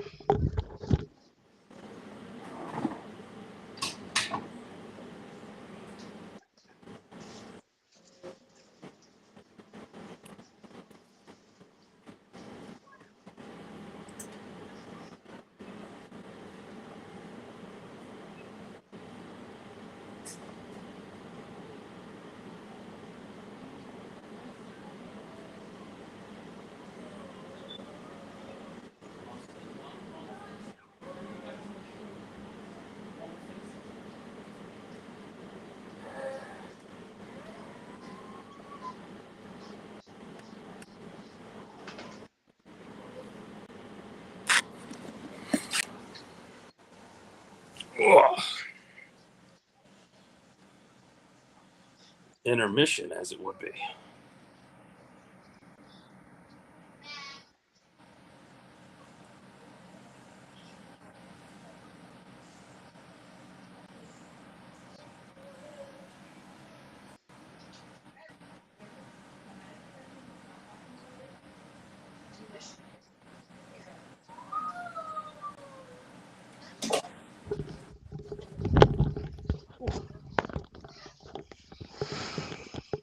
Sorry about that. I saw that. Oh no, I saw that you took off, and I'm like, okay, I'm going to take a minute. I've got to do a number one. Um, that's all right. I had to talk to my son. It was his bedtime, so oh, that's fine. I got two. Nice. I have two sons also, but mine are There you go. 29 and 30. So, I got a 7 and an 18-month-old. oh, nice. So yeah, 29 and 30. They have the same birthday, exactly a year apart. Oh my And god, that's then great. yeah, and Easy to then remember though. easy to remember. So, and then 26-year-old daughter, There you go. Nice, and nice. then 3-year-old granddaughter, and a 5-month-old grandson, Oh, almost nice. 6 months old. There you go. There you go. You can give them back now. That's the best part. Exactly. I can just Give them the toys that make the noise and give them back. exactly. I've already told my daughter-in-law that I'm going to buy my grandson a set of bongos for Christmas See, this that year you got to do because for there's sure. no batteries in it. She's like, Leave it "That's in okay. I can forever. just put it up on a high shelf. He's not going to get it." Right. And I'm Leave like, it in "Okay." forever. So I grabbed the movie. I thought it was a snapback. It's not. So Oh, I it's okay. feel Right. I feel kind of disappointed, but it's Treasure of the Amazon, Nice, nice. I like it. 1985, and this um, Who released that? this was it VCI? Oh, VCI. Yeah, there you go. Yeah, VCI. VCI. Very nice. Very nice. I dig it. Um, I have some. I have a goodly amount of their stuff. so yeah, this one is I've never seen it since. So it's like a treasure hunting movie. Oh, I love it. I love the cover. That's Um, it. It's so reminiscent of the time. oh yeah, and there's killer crabs in it, just regular sized crabs, but they Nice. come out in like an army and they like pluck your eyeballs out and stuff. So it's really gory. Just oh, I loved it. I just ate this up. It was awesome. Treasure of the Am. I'm gonna have to look that one up. Treasure of the Amazon. So yeah, I was like, man, I love this movie. And it's funny because I looked it up on Rotten Tomatoes and only one critic has reviewed this movie. It's So under. it doesn't rate a score, but I'm a fan. I love it. It's kind of one of my all time favorites because that and Big Trouble in Little China were the first VHSs I ever bought. So I had to Nice. make sure that I got that. All right, let's move into number three. Sure. The year is 1981, and the movie is Evil Dead. Nice. Nice. Love it. I've at least seen this 30 plus times. Oh, so many times. Yeah, Easy. easy. And I'm almost that high with the 2013 remake too. I can I honestly say I've watched the remake one single time. once. One. Because it's not I don't know. It's not something and hold on a second here, I'm trying to show you something. I'm just out in the hallway here. Okay. The reason why I dig this is because this is my you held up your version. I gotta hold up my version. Oh, So you got the with the Book of the Dead. Nice. yes, still sealed, everything. But not Nice. only that, I got that one, and but then I got the second one too. Oh, So nice. yeah, and the little eye still works. Hold on. So yeah, those and I have an open one for me of the Necronomicon. The sealed ones are just for me too. So Yeah. Nice. Okay. oh yeah. Um. So let's talk cast of the Evil Dead. So, um, how many people do you know? And then because you were only a year old when this came out, I didn't see Evil Dead till I was 17. right? So, I mean, for me, it was like, okay, Bruce Campbell. It's a four. I mean, because Yeah. I didn't even know Bruce Campbell at the time. I mean, Yeah. until I started watching that. So yeah, cast Yeah. is definitely I a big four. I actually watched Bruce Campbell in the series Briscoe County Jr., Mm-hmm. where it was a Western series. I know I which one. saw Yeah, that before I saw Evil Dead. so that And is I was very. like, hey, that's the dude from Briscoe County Jr. That's Yeah, right. I felt a little like, hey, did you know that Paul McCartney was in a band before Yes, Wings? it's kind of how it would be right there. Right? Because we're like, what do you mean you don't know Evil Dead, Briscoe County Yeah, Jr.? it's What's the like matter with you? it's Yeah, Ash. It's always gonna yeah. be Ash. He's gonna be Ash. Yeah, When he's Briscoe, he's still Ash. He just has to he, happen he to have just his. happened to has a cowboy hat and a That's six right. gun, but Yeah, yeah, he's still Ash. he's still Ash. Um, okay, so the acting of Evil Dead. It's another one because it's It's another such way. good. It's Sam Raimi. It's Yeah. got he's. I don't want to say he's like Romero, but and again, it's a horror movie. I'm not really looking for Oscar winners. No, and again, it's gonna have to be like a six because Yeah, it's just not. Um, I'm not looking. Yeah, I'm not looking for you know I'm not looking for method actors in an horror movie. I'm not. It's not what I'm looking for. no, So definitely a six. Yeah, just because again, it's a lot of tongue in cheek stuff. So it's a hmm lot of did that door just open? That kind of stuff. So yeah, again, very so not too high on that one. right. Okay, so let's talk about the plot. So I'm going to read the plot. Five college students take time off to spend a peaceful vacation in a remote cabin. A book and audio tape is discovered, and its evil is found to be powerful once the incantations are read out loud. The friends find themselves helpless to stop the evil as it takes them one by one, with only one survivor left, with the evil dead, and desperately tries to fight to live until morning. If that's all I was going off of, easily an eight. I just Yep. love that. I love that plot line. I dig it because it was one of the first cabin in the woods movies, if not the first. One that really kind of like took people. Right. Side Hustle Cinema says I watched Army of Darkness before I Mm-hmm. ever watched Evil Dead 1 or 2. Me too. I saw Army of Darkness I before I watched saw Evil Army. Dead. I watched Army of Darkness before I watched Evil Dead 2. Nice. Always, Okay, I'm let's talk about the ending. of this one? I like it. It's real good because not Yeah. only does it set up something else, it's it's again very ironically good. You know, because you're just like, I made it. No, It's you didn't. no, You you know, didn't. like yeah. So no, I'm definitely gonna give the ending. I'll give it a 9. Yeah, because I dug where the very Okay, yeah, first time I you like saw it. the dark endings, and I was kind of like, yeah, I think he's gonna like this ending Mhm. when we talked about Dawn of the Dead. Oh yeah. Um, okay, story. Again, another 9, just because the story, like the very first time I got into it, that's what I loved about it. It was just that Hmm. um it was so right on the nose, but it was so well done right on the nose. Like that's what I dug about it, because it was like Yeah, kids. What's up, Jared? um Jared. very again, just right on the nose.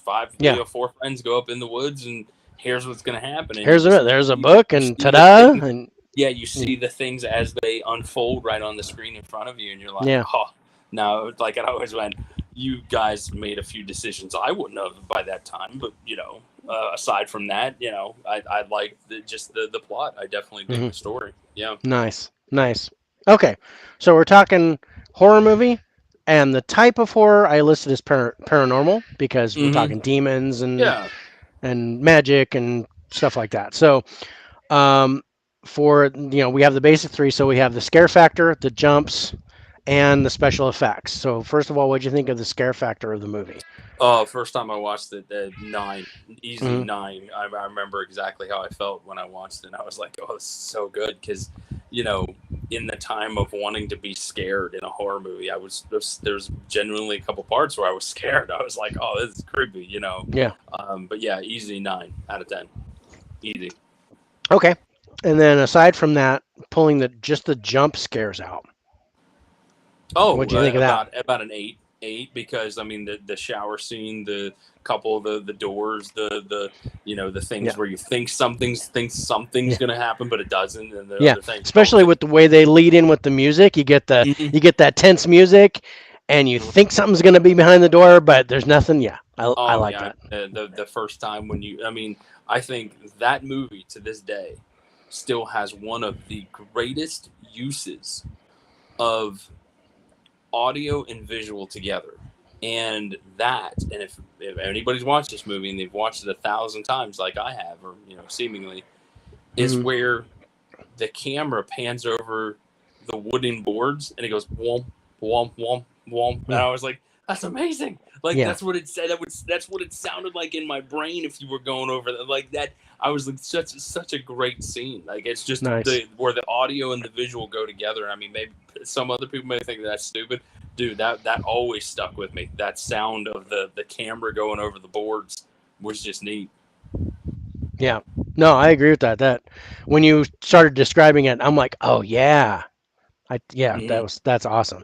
Okay, special effects. Oh, 10, 10. I mean, just the idea of the use of practical effects in that was just so Hmm. over the top, and so Yeah. on such a shoestring budget. Yeah. Absolutely a 10. I mean, Nice. from the beginning scene where they attach the camera to the wire and with string, and just hope that it didn't fall in the and just doing that to everything else that they did. Very, very easily a 10 out of 10. Nice. Nice. Okay, so now we're talking paranormal, and two things I look for in the paranormal is number one, how creepy the movie is. So just in general creepiness.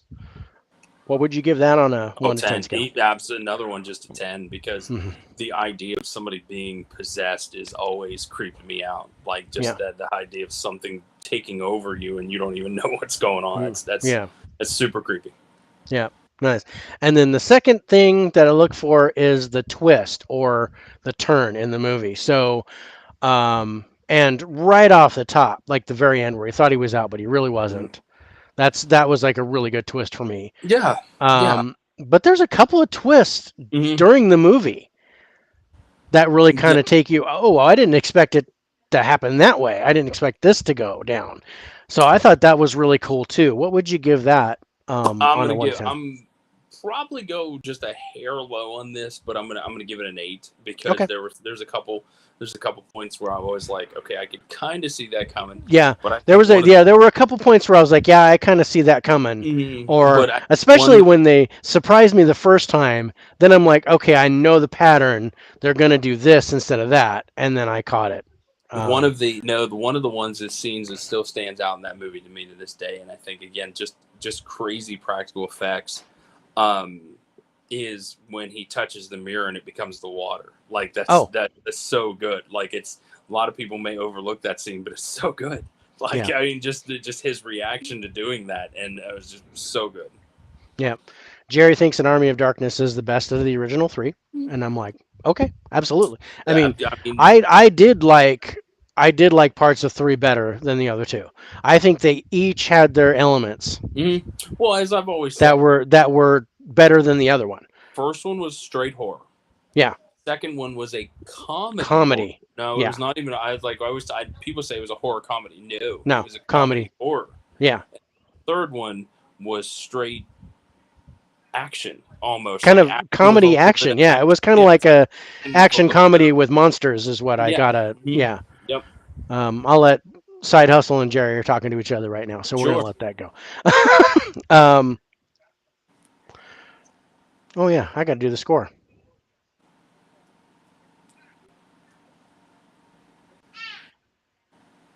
That's right. Nice. Agree. Okay, done with number three. We got two more to go. Oh, I had a picture. Darn it. When we were gonna talk about the effects, I wanted to Mhm. put that up. Oh yeah, just so good. I mean, the just so iconic. I mean, Hmm. just absolutely iconic. I mean, you Yeah. can't the, the oh god. I mean, it's just you makes you want to watch it. Hmm. Just those effects for 1981. You gotta watch it. Gotta watch it. Hmm. All right. Before we get into our fourth movie, Mhm. question number four in the Sure. hot seat is: who is on your Mount Rushmore of actors and actresses? So, Woo. like actors and actresses combined, like four people that way. If you see something with them in it, you'll get it. Mm. Probably Christian Bale. Christian Bale's Okay. one of them. I like his style. Like really, pretty much everything he's in. Um, what's his name? Oh gosh, Jason Bateman. Jason Bateman is Oh, just yeah, like I can't even begin to start talking about how much I like Jason Bateman. yeah. I got Um, I got a lot of that with uh, Turner Fan 77 because when we did our top 10 comedies last week, mhm. he had three Jason Bateman movies in I his mean, top five, in his five I've favorites, and I was like, and I called him out on it. And he was like, "Oh, I didn't even realize that I've Jason." watched Arrested Development so many times I can quote Me too. every episode. Like I just can quote every episode. Um, Jason Bateman, Christian Bale. I kind of want to even it out for people. I'll definitely even it out for the fans. Um, Female, uh, more so as of recently. That uh, Anna de Armas. I really like her. Yeah, She's dope. I mean, she she did was really good Knives in No Out, Time to Die and Knives Out, Knives Blade Out. Runner. She was great. I'm as yeah, I was. She's The, supposed to do.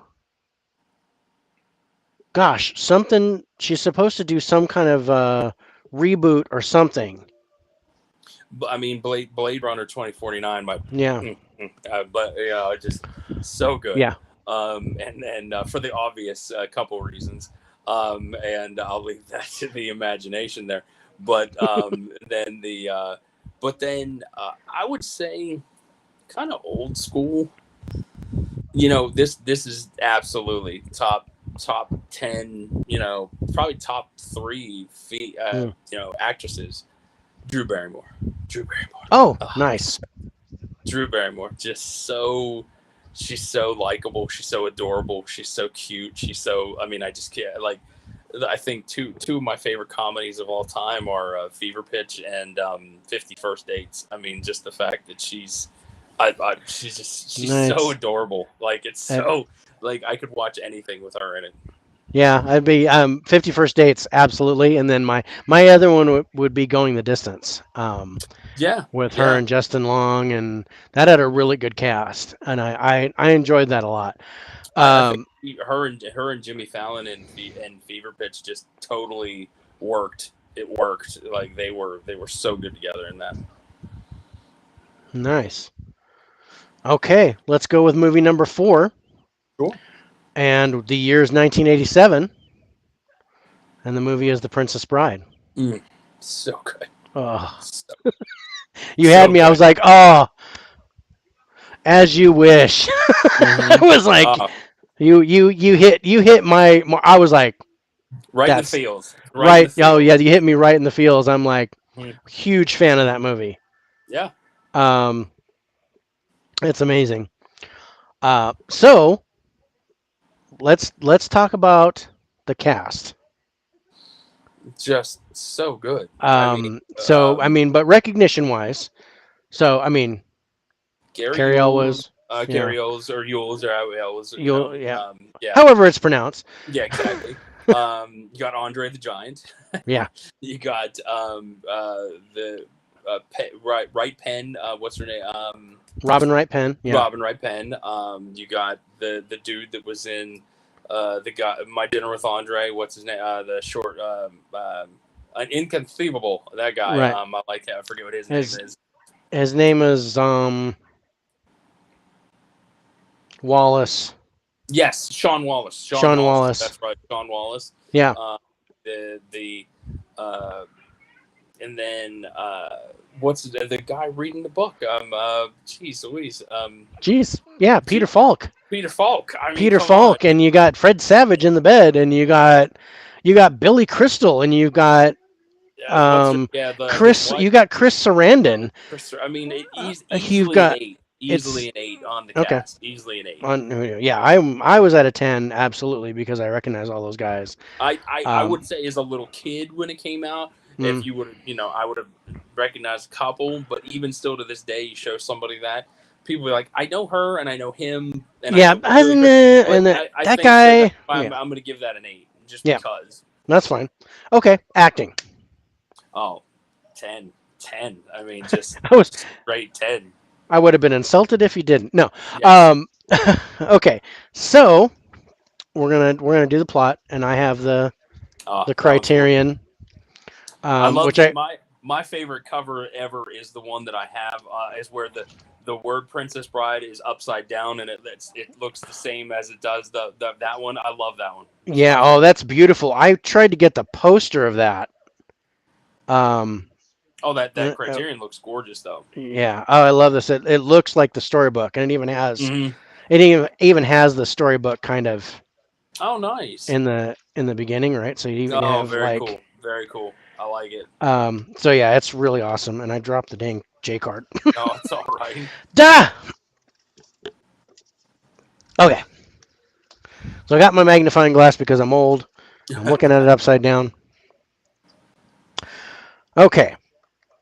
A high spirited adventure that pits true love against inconceivable odds.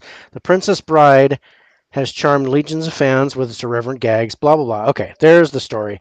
A kid, homesick from school, grudgingly allows his grandfather to read him a dusty storybook, which is how we meet the innocent Buttercup, about to marry the nefarious Prince Humperdinck, though her heart belongs to Wesley.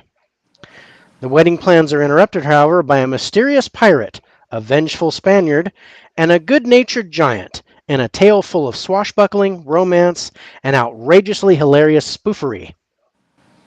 I'd still, if I saw that, I'd still give it if I didn't know anything about it, I think I'd still give it an eight, just because I like the way that it sounds. Hmm.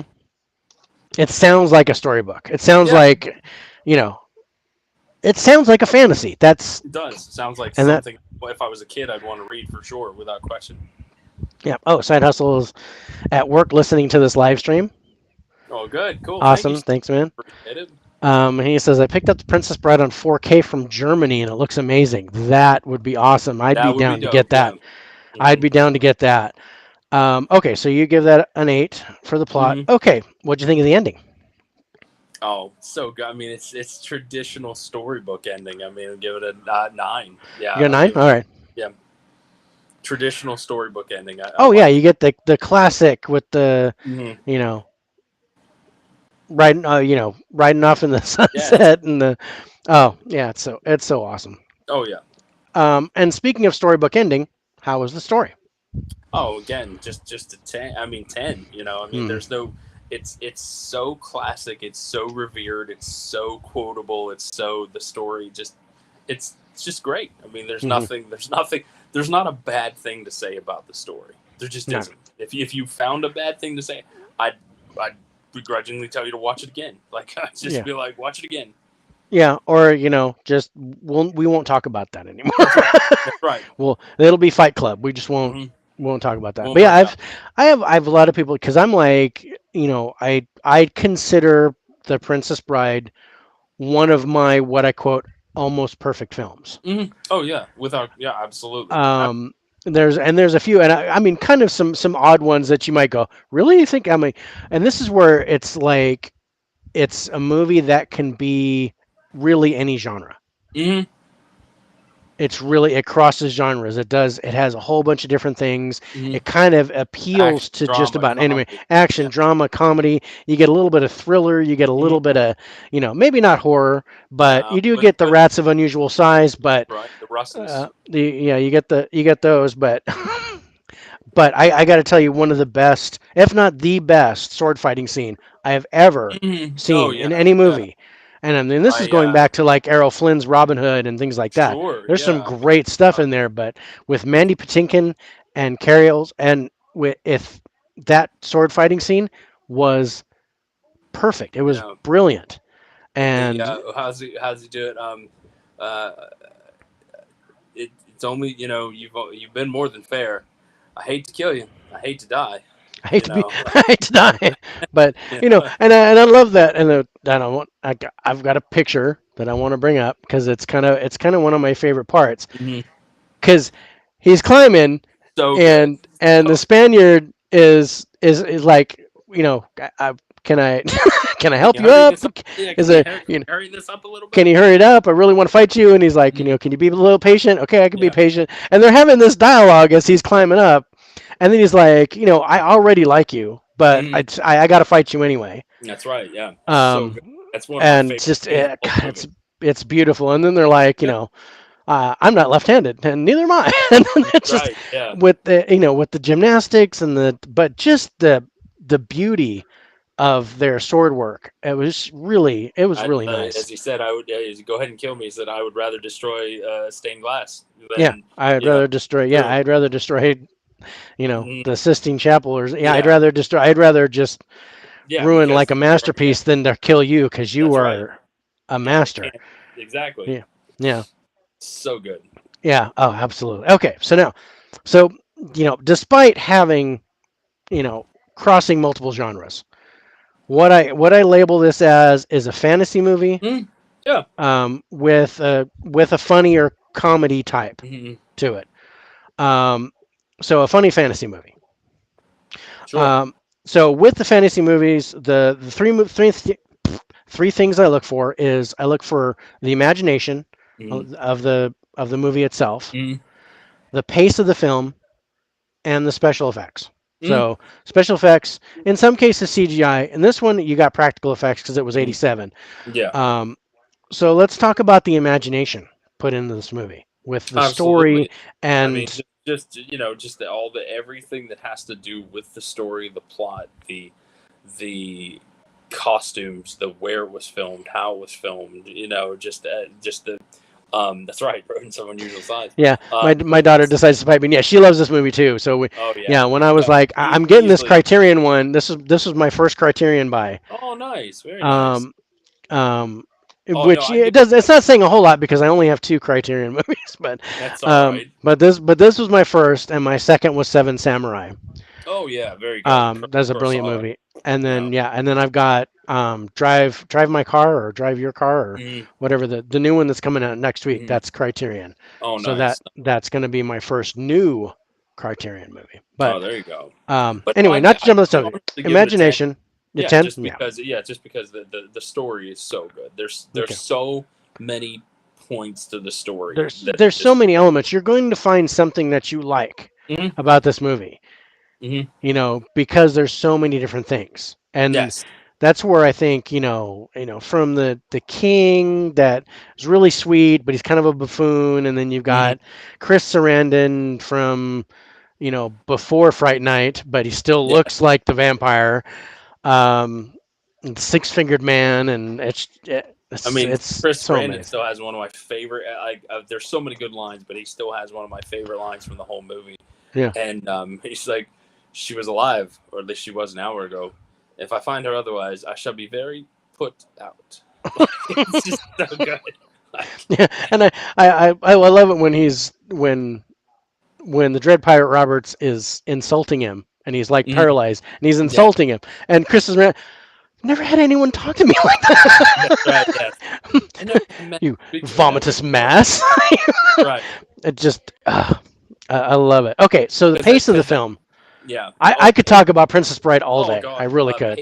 pace easily a nine because Yeah, if you easily a nine only because um, there's never been a point in it, even though I've watched it 30, 40 times. There's never been a point where I've wanted to look away yeah. because it's just the pace I've is just I've fantastic. never been bored. There's never No, been a point where I've been nope. like, okay, it's kind of dragging a little bit. Mm, Because they're like we talked about, there's always something going on, there's always something mm, happening, even if it's in the background or it's in the music or it's with Peter Falk and Fred Savage yeah, when they're doing the story, always there's something. always something happening. Mm, um, so you really have to pay attention. Okay, so yeah, what do you think of the special effects for the period?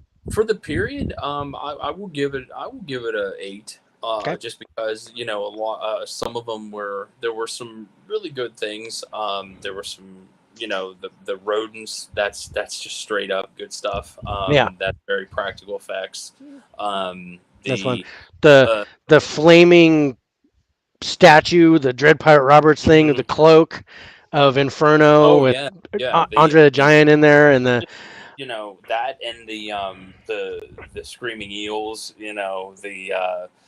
but mhm, the use of the pirate ships. I mean, they obviously had to make those sets, yeah, very doing what they do, and I'm sure that was obviously the scene where they do sword fight was a sound stage, so they had to make that too. It's obviously a sound stage, yeah. but very, very, very well done. I Ver- mean, you know it's a sound stage, but at the same time, you don't even care. Like you Yeah, don't even you care. don't Like care because the dialogue is so good and mhm, the what's going on is so good that, yeah, you don't mhm. care that it's a set. You know No, it's a set. The rocks look fake. But yeah, I you don't don't care. care. That's what I mean. You I don't don't care. care. So Yeah, easily, it's easily an 8 out of 10 on the special effects. nice. Okay, so now we're talking about the humor aspects of the film or the comedy aspects of the film, and the first Mhm. thing is just in general, how funny was the movie on a scale of 1 to 10? Oh, nine. Because I mean, you just the things, some of the things that they say, Some of and the some things they so say, and it's just like, it's and again, different types of humor. So it's you very get tongue the in cheek. dry, sarcastic wit, you get the insulting humor, you get a little bit of slapstick, you get yeah, it was kind of It's across the board. the very tongue in cheek, the very dry, the very sarcastic, the Hmm. very uh some of it on the The nose. the Very innuendo, yeah, the little, yeah. the Have fun Billy storming the castle. yeah, Billy Crystal's character. Well, wait, have fun storming the castle right there. It's right Ah, there. nice. So that's right. And You know, I didn't see that before. I just yeah, said it. it's what I made. Wait, I'm trying to do it for. I know it's very. Hold on.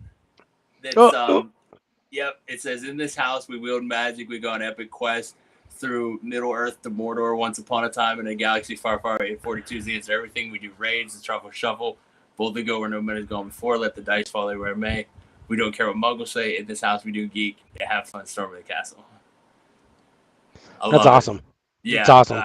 somebody make that for us. Yeah, that's very cool. Mm-hmm. Okay, so the last thing that I look for with comedy types Mm-hmm. is the chemistry between the cast. Oh, it's 10. I mean, Yeah, just every one of them. I mean, just There's no denying that they Yeah. all had so much fun doing that movie. Yeah. Oh yeah, they had such a blast, and um, God, yeah, it's just If you were on that set every day, that was probably the best job you could ever have.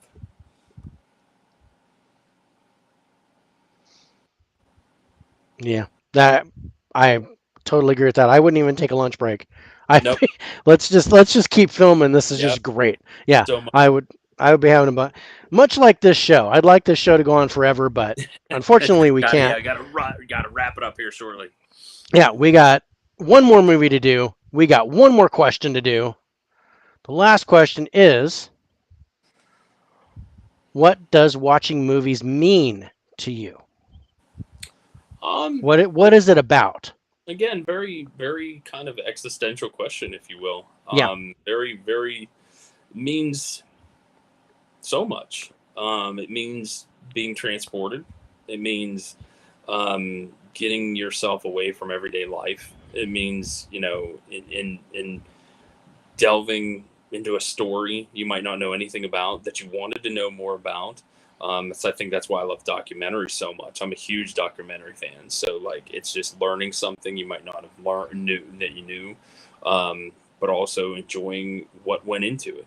That's why I'm a huge practical effects guy. I always have been. Like the time, the money, the energy, the this that, and the other. But it means comfort. It means it means um, escapism. It means uh, time sometimes well spent. Maybe not others. Sometimes, But yeah. Sometimes, yeah, okay, yeah, I wasted a couple hours, but yeah. yeah, no, I agree with that. There, it's that is a question that you could write an entire book on. It's Yeah, very much a question that you could write a entire. That's why it's yeah. very And I very. and I really I've gotten a different answer every time, and this is kind of Mm, one of the things, except for the it takes you away mm, from yeah, the from escapism reality. thing This is pretty. That's escapism pretty. is kind of the general term, but there's always a little bit more to it. Mm-hmm. Like for me, it's memories. Oh It's yes. and it's not memories of the movie. It's memories of how I was when I first watched the Mm-hmm. movie, who I Exactly. was, who I was with, the experience that I had. So Mm-hmm. it kind of brings that back with my Oh, age. Like very to this all day. I mean, encompassing. yeah, my favorite movie of all time is Independence Day, Mm-hmm. and it's not because the movie is the best movie in the world. It's not. Mm-hmm. Um, it's my favorite movie because I remember opening night when I went to see it in 1996 in the Mm-hmm. theater, and it was standing room only, and Mm-hmm. people were cheering and screaming and yelling, and it was just people were scared with the aliens, and it was just the whole experience. Oh, it was the first movie I ever got to see in D T TDX DDX. What's the DTS, the yeah, or yeah, the digital or the the digital sound, yeah. yes, yeah, and because I actually have a good story about that. My brother worked on the duct work of the new theater that they put in that summer, and Oh, so he got to when because he worked there, he got passes, to go see movie. And the first movie we saw, THX is what I was trying to say. THX, that the sound That was before DTS came yes, out. yeah, the T. THX, yeah. It was the first movie that we got to see in the theater with the THX around. It was me, my mom, and my older brother. We went and saw it, and my little brother at the time, and we all just had such a blast, because it was so good. But yeah, the experience for that one is one I won't ever forget either. It was very Yeah. very good. Yeah. I enjoyed that. So yeah, that's the thing for me, and it's like when I buy movies now, especially when I buy movies, older movies, when I'm Mm-hmm. getting them in 4K. Like I recently got the Raiders of the Lost Ark in Mm-hmm. 4K, and that one came out in '81 too, Yeah. same year as Evil Dead, Mm-hmm. and I sat there and I watched it in 4K, and I remembered being in the theater watching that movie, and it's the first time I relived that memory. Mm-hmm. So it was really interesting for me, because I'm like, yeah, I saw it in the theater, but I don't really remember it. And then when I watched it on 4K Mm-hmm. and I got the Dolby sound and I got the surround sound going and the picture, I was like, I'm remembering being in the Mm-hmm. theater. I'm Yeah. smelling the popcorn. Being a kid again. It was, yeah, it was. I was 11 years old watching Mm-hmm. this movie again, and I got those feelings back, and Mm-hmm. it was an amazing experience. Oh yeah, Just it's the it the wasn't the set. movie; it was Mhm. just the memory of where I was when I first watched it. That's Um, I think that's a big part of the movies too. yeah, Is it's very much like that to compare it to your grandma's cooking is the way sometimes movies work to for you yeah, too, because you do remember the smell, you do remember what game you saw in the lobby, what game you played when you left, or what you and your yeah. friends were talking about when you left, and things like that. So it's just in such an all-encompassing experience that it's very hard to define what one thing would mean to you in said Right. situation. Right. And and like you said, it's an existential question. It's really Mm-hmm. like you can be literal about it. It means that Yeah. I get the escapism, or you could be even philosophical about it. It Mm-hmm. means, you know, it's like I'm, I'm a different person for 2 hours, Mm-hmm. or I'm, I'm in a different world Oh yeah. I mean, for whatever it I takes, or, yeah. I mean, you know, as an adult, you I know, use that term loosely. I don't feel like I'm grown up yet, but no, but I mean, but as an adult, yeah. I can honestly say I've cried at more movies than I ever thought that I ever would in my entire life, because a lot of them do hit you in the feels, especially when you become a parent, when you see something happen in your life, when you do this, that, and the other. Hmm. I know this is going to be a I shouldn't reveal this story, but it's too funny. Me and my two roommates at the time, and this was '98 when I was out of school for the first time. Okay. It was me, my two roommates, and my one roommate's girlfriend. We were all sitting there watching Forrest Gump. We all loved Forrest Gump. We all watched it, and it was me, my roommate, and my two roommates. When he's sitting there talking to Jenny's grave, like when he's like, you just You when she just said, where we all three of us are doing the sniffles, and we're all like, we're doing this, and she looked at the every one of girlfriend's us, like, guys, what is and she wrong with you goes, people? what? And I know this is over 18. She goes, what a bunch of pussies, and we're like, what? But he loved her. Come on, and she's That's just like, oh my god, and I was like, but I mean, the dude spent 30 years loving this chick. Come on. yeah, Like you can't take that away from somebody. It's 30 years. It was more, might even be longer than that. It's at least 30 years of, yeah. That was loving. the only woman besides his mother Yes. that he Like, loved. yeah, I mean, that's what I'm saying. And then not It only was was just talking like, to the grave, and then, I mean, I still, to this day, because I have kids, yeah. I mean, that the scene where he's like, is he like me? I was like, You know, again, that gets me too, because that was the every, first thing I thought of when he's like, is he like yeah, me? Did I yeah. do something that And I'm it's like, like, oh no, he's really smart, and it's like, yeah, oh, yeah, so when he's yeah. crying, like, and he I was just, like, did he, because yeah, his first thing is like mm, my son's on a totally different scale. My son's mm, like, Dad, am I going to get your male pattern baldness? And I'm like, I go, dude, I don't know. You're half yeah, Asian. Maybe not. You're gonna, you're not gonna get hair on your chest, but you're not gonna lose the hair on your head. So you're gonna live to be 130, and you're you're gonna gonna look live, and you're gonna 25 for look the rest like you're of your life. 25. Yeah, Yeah, right. You you know, got the lucky genes there. exactly. um, but oh yeah, dude, yeah, that totally gets me too. And with Mm. Independence Day, like the president's speech always Oh, gets the me, speech is so good, so and good. it always gets me when the first lady Mm. passes away. That kind Oh of yeah. catches me when the daughter looks at him Hmm. and asks if she's sleeping, and I'm just like, Yeah, she's sleeping. yeah. Yeah, he is. Yeah, And there. dadgummit, any dog movie where the dog dies, I'm just bawling, and it's uh, you know, and Well, don't let me bring it. my oldest son's like, we're watching Marley and Me, and my oldest son's like, are you crying, Dad? And I'm like, no, I'm Don't okay. Speaking of, I was gonna I say, gotta stick my. somewhat transitioning into our last film here. There's a scene with a dog that's not too family friendly in that one. So Yep, speaking of, I was I was gonna segue with that too.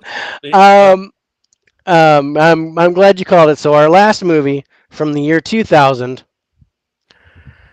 it is American Psycho. mm, so good, so good.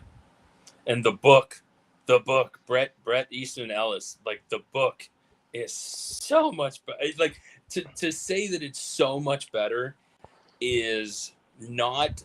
I can't It's not compare. giving it Like justice. book, it's not given it justice because you can't compare the two. People always Yeah. like to compare books and the movies, but the book reads like nothing I've ever read before, Mm. and that was the best thing about the book is that it reads so inherently like a drug. The book reads like a drug. I don't know if anybody else has ever caught that before, but Hmm. the book reads like your Patrick Bateman, and his drug of choice is pop culture everything. That's his drug of choice. Mm-hmm. So the book reads as if you're looking at the world through Patrick Bateman's eyes, and because the book goes, he'll run into somebody and he'll go, oh, he got a haircut from this place. He's a suit by this place. He's got a tie by this place. He's got cufflinks by this. He's got pants on. He can see all of that stuff. So Mm-hmm. at first, it's very, very disconcerting when you're reading it because you're like, I don't know how to. But the more you start reading it, the more you start to read it like it's a drug of choice. It's so bizarre, but until you read the book, it's very, very difficult to explain to someone unless you've read it. Yeah. No, that makes a lot of sense. I haven't read the book. But It's yeah, so you good. you don't you don't get enough of that element in the movie, Hmm.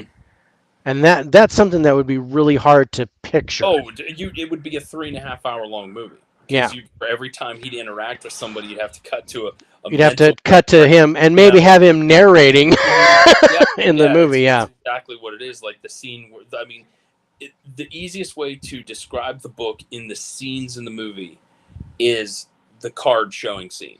It's the best way I can describe that is because Okay. that's how the book reads.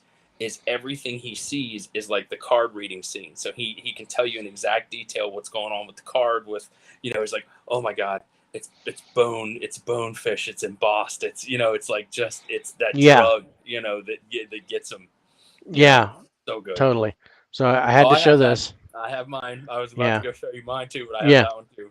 Ah, man. I can. Mine just happens to be sealed, and I love the fact that yours is unsealed, so you can show everybody the scene. Yeah. So I could show the. Hmm.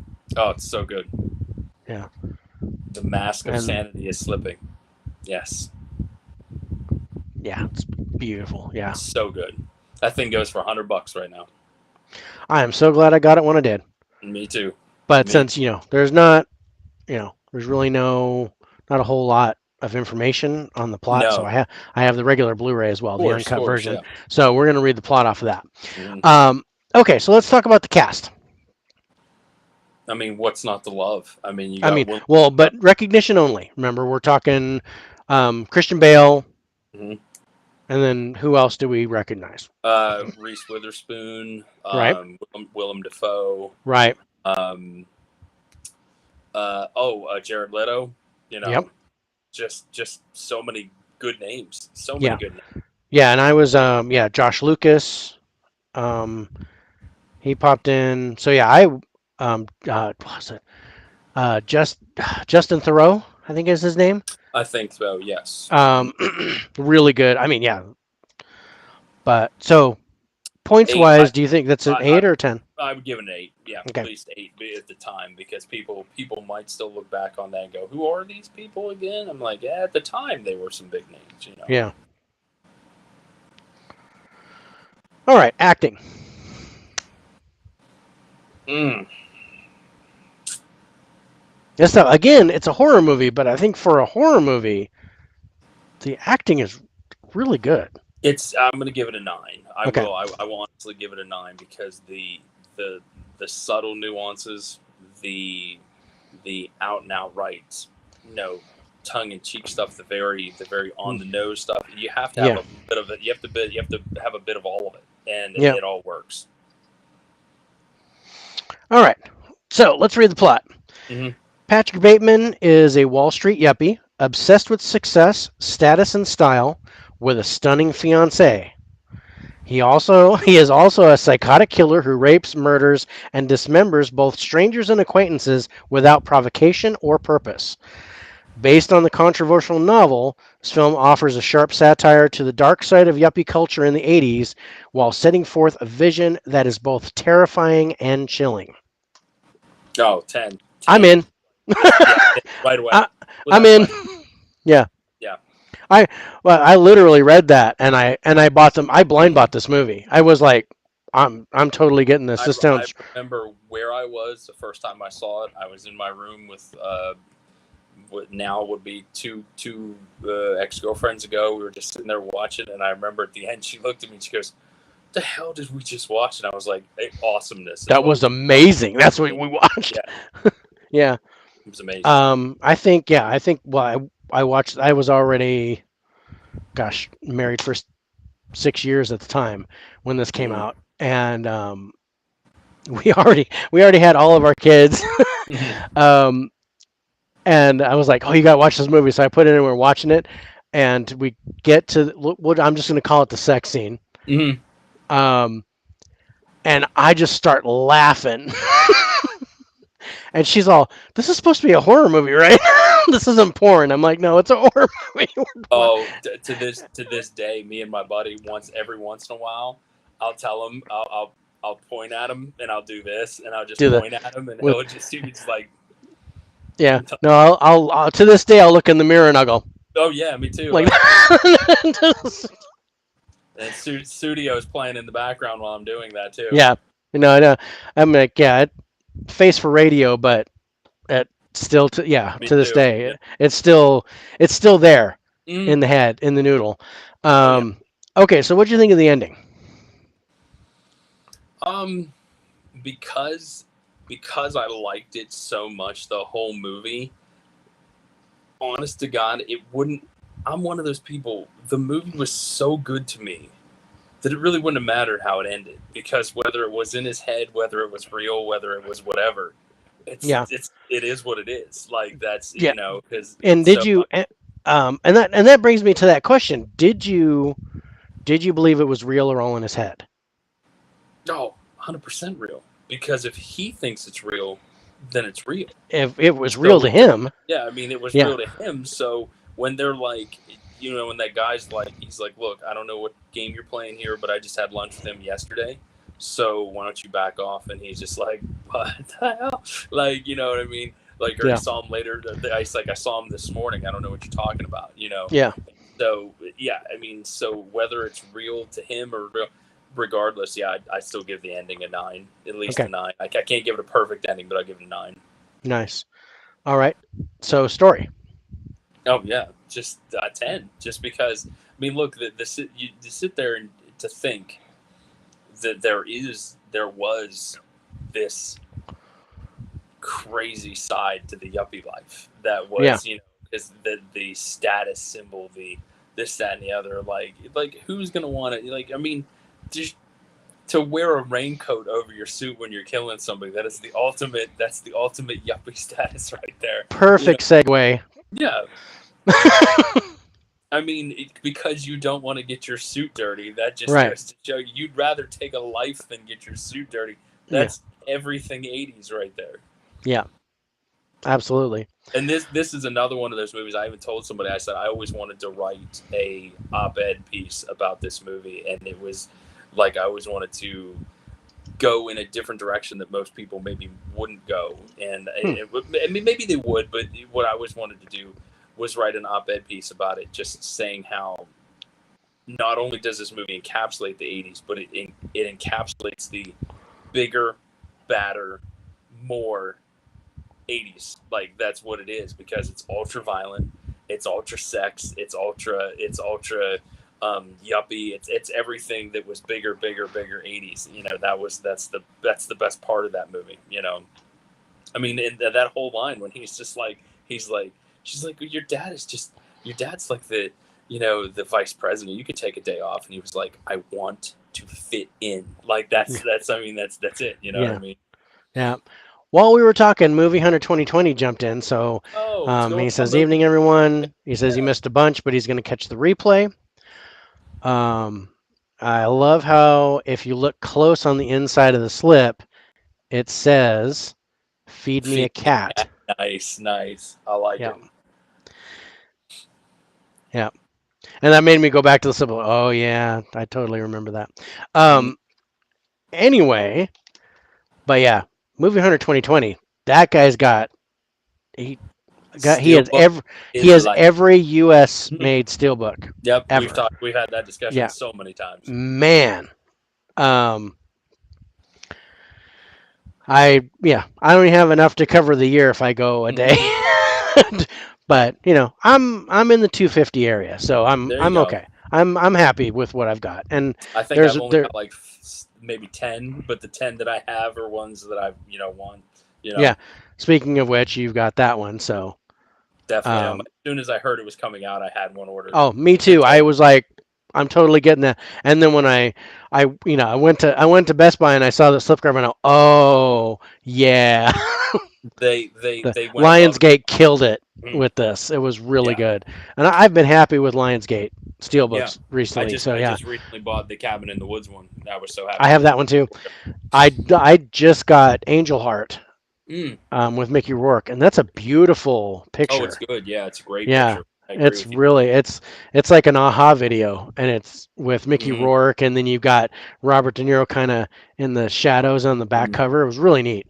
At least I think it's Robert De Niro. It looked I like think him to so me. too. Um, all right, so we're getting into the second one. So, and this one also you could say psychological thriller. You could Hmm. say slasher horror movie. Yep. Um, and because I think it was at least real to him, I went horror slasher. That's Of how I have it course. listed. So as a horror movie, again, we're looking at the scare factor of the movie. So what do you think of the scares? Even anticipation, things like that. It Nah, was not kind really of scary. Yeah, I mean no. that's not really scary. I mean, I'm gonna give it a 6 for Okay. scare. Okay. Just not really. It's not really scary. That's not what it's for. You know what I No. mean? That would. Right. Anything for jumps for anticipation. Honest to God, there was nothing. I whatever.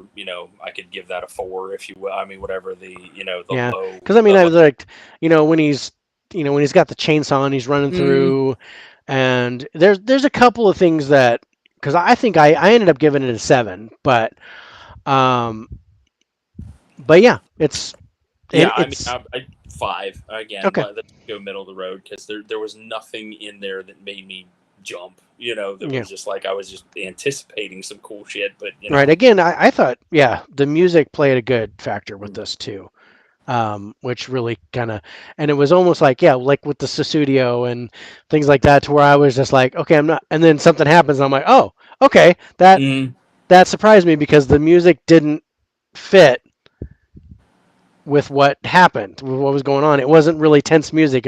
It stayed with the '80s pop culture, and yeah. that was really cool. Dell's What do jumped you in, do?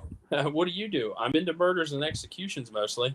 What yeah, murders and acquisitions? Or I mean, mergers and murders and acquisitions, acquisitions. yeah.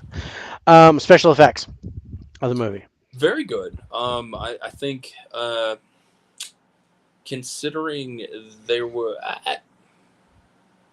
not. I mean, For what they were. I mean, yeah. for what happened, I thought Still they were give it. good. I'd give it an 8. Yeah, I Okay, think I'd give it an 8 on the special effects for that. Pretty spot on. all right. And then as a slasher movie, I like I like some good. I like not necessarily gore, but blood. Hmm.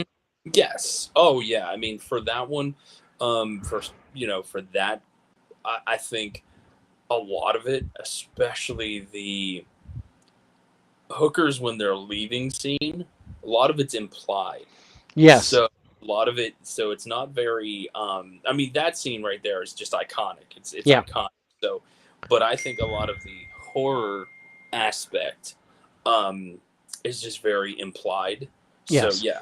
So I mean, just was because at the end when he's just shooting people, that's just like a run and gun, whatever. But but the gore, maybe Yeah. another maybe 8, maybe Yeah. another 8, just Yeah. I because mean, it's not yeah. I don't want. over. Yeah. I don't want to call it gore because it's not. I call it blood. So I want to see. Yeah. I want to see blood in a slasher movie. I don't Yes. necessarily. Body parts coming off, great, but Yeah. I want to see like the blood splatter. Hmm. Is what I like, and Yeah. that's what I liked about with the raincoat Oh yeah. I mean, and the it's just blood the splatter. iconic That was scene. really cool. So yeah, so we're gonna throw Absolutely. an 8 at that. And then with a slasher movie, I like the kills. Oh, So the 9. imagination behind the Yeah, 9. kills, great. Yeah, totally. 9. Easy.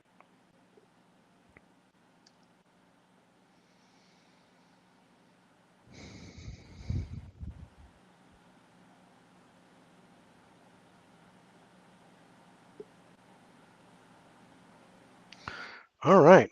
We are done with your movies.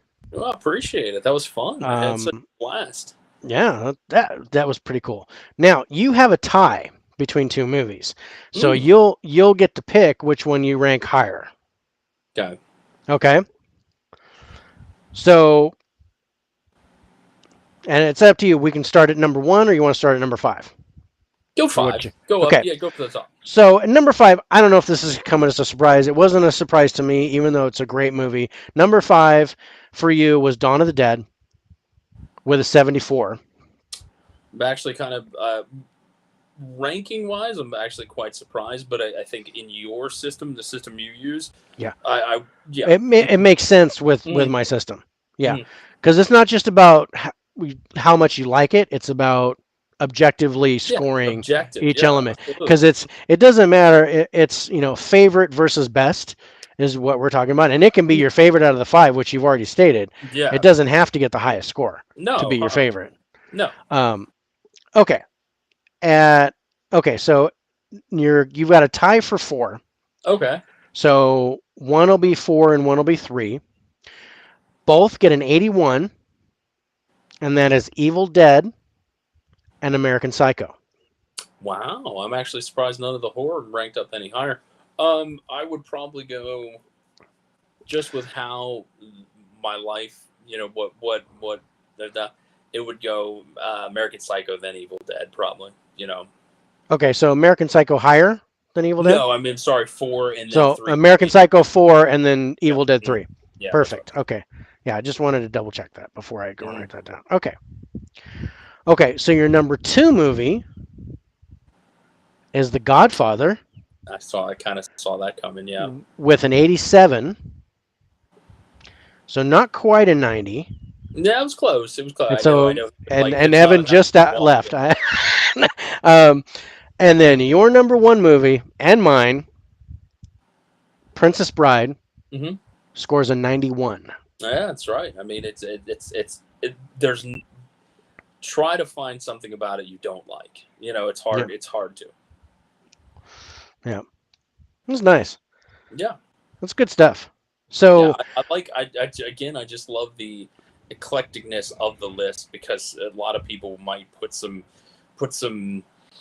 blockbusters. A lot of people might put some expected top fives on there. That's not me. That's not who yeah, I am. But definitely. yeah, it was funny. Tim Talks Talkies did the same thing. He gave me the first list, and it was Jurassic Park. It was and he was like, no, and he gave me a second list.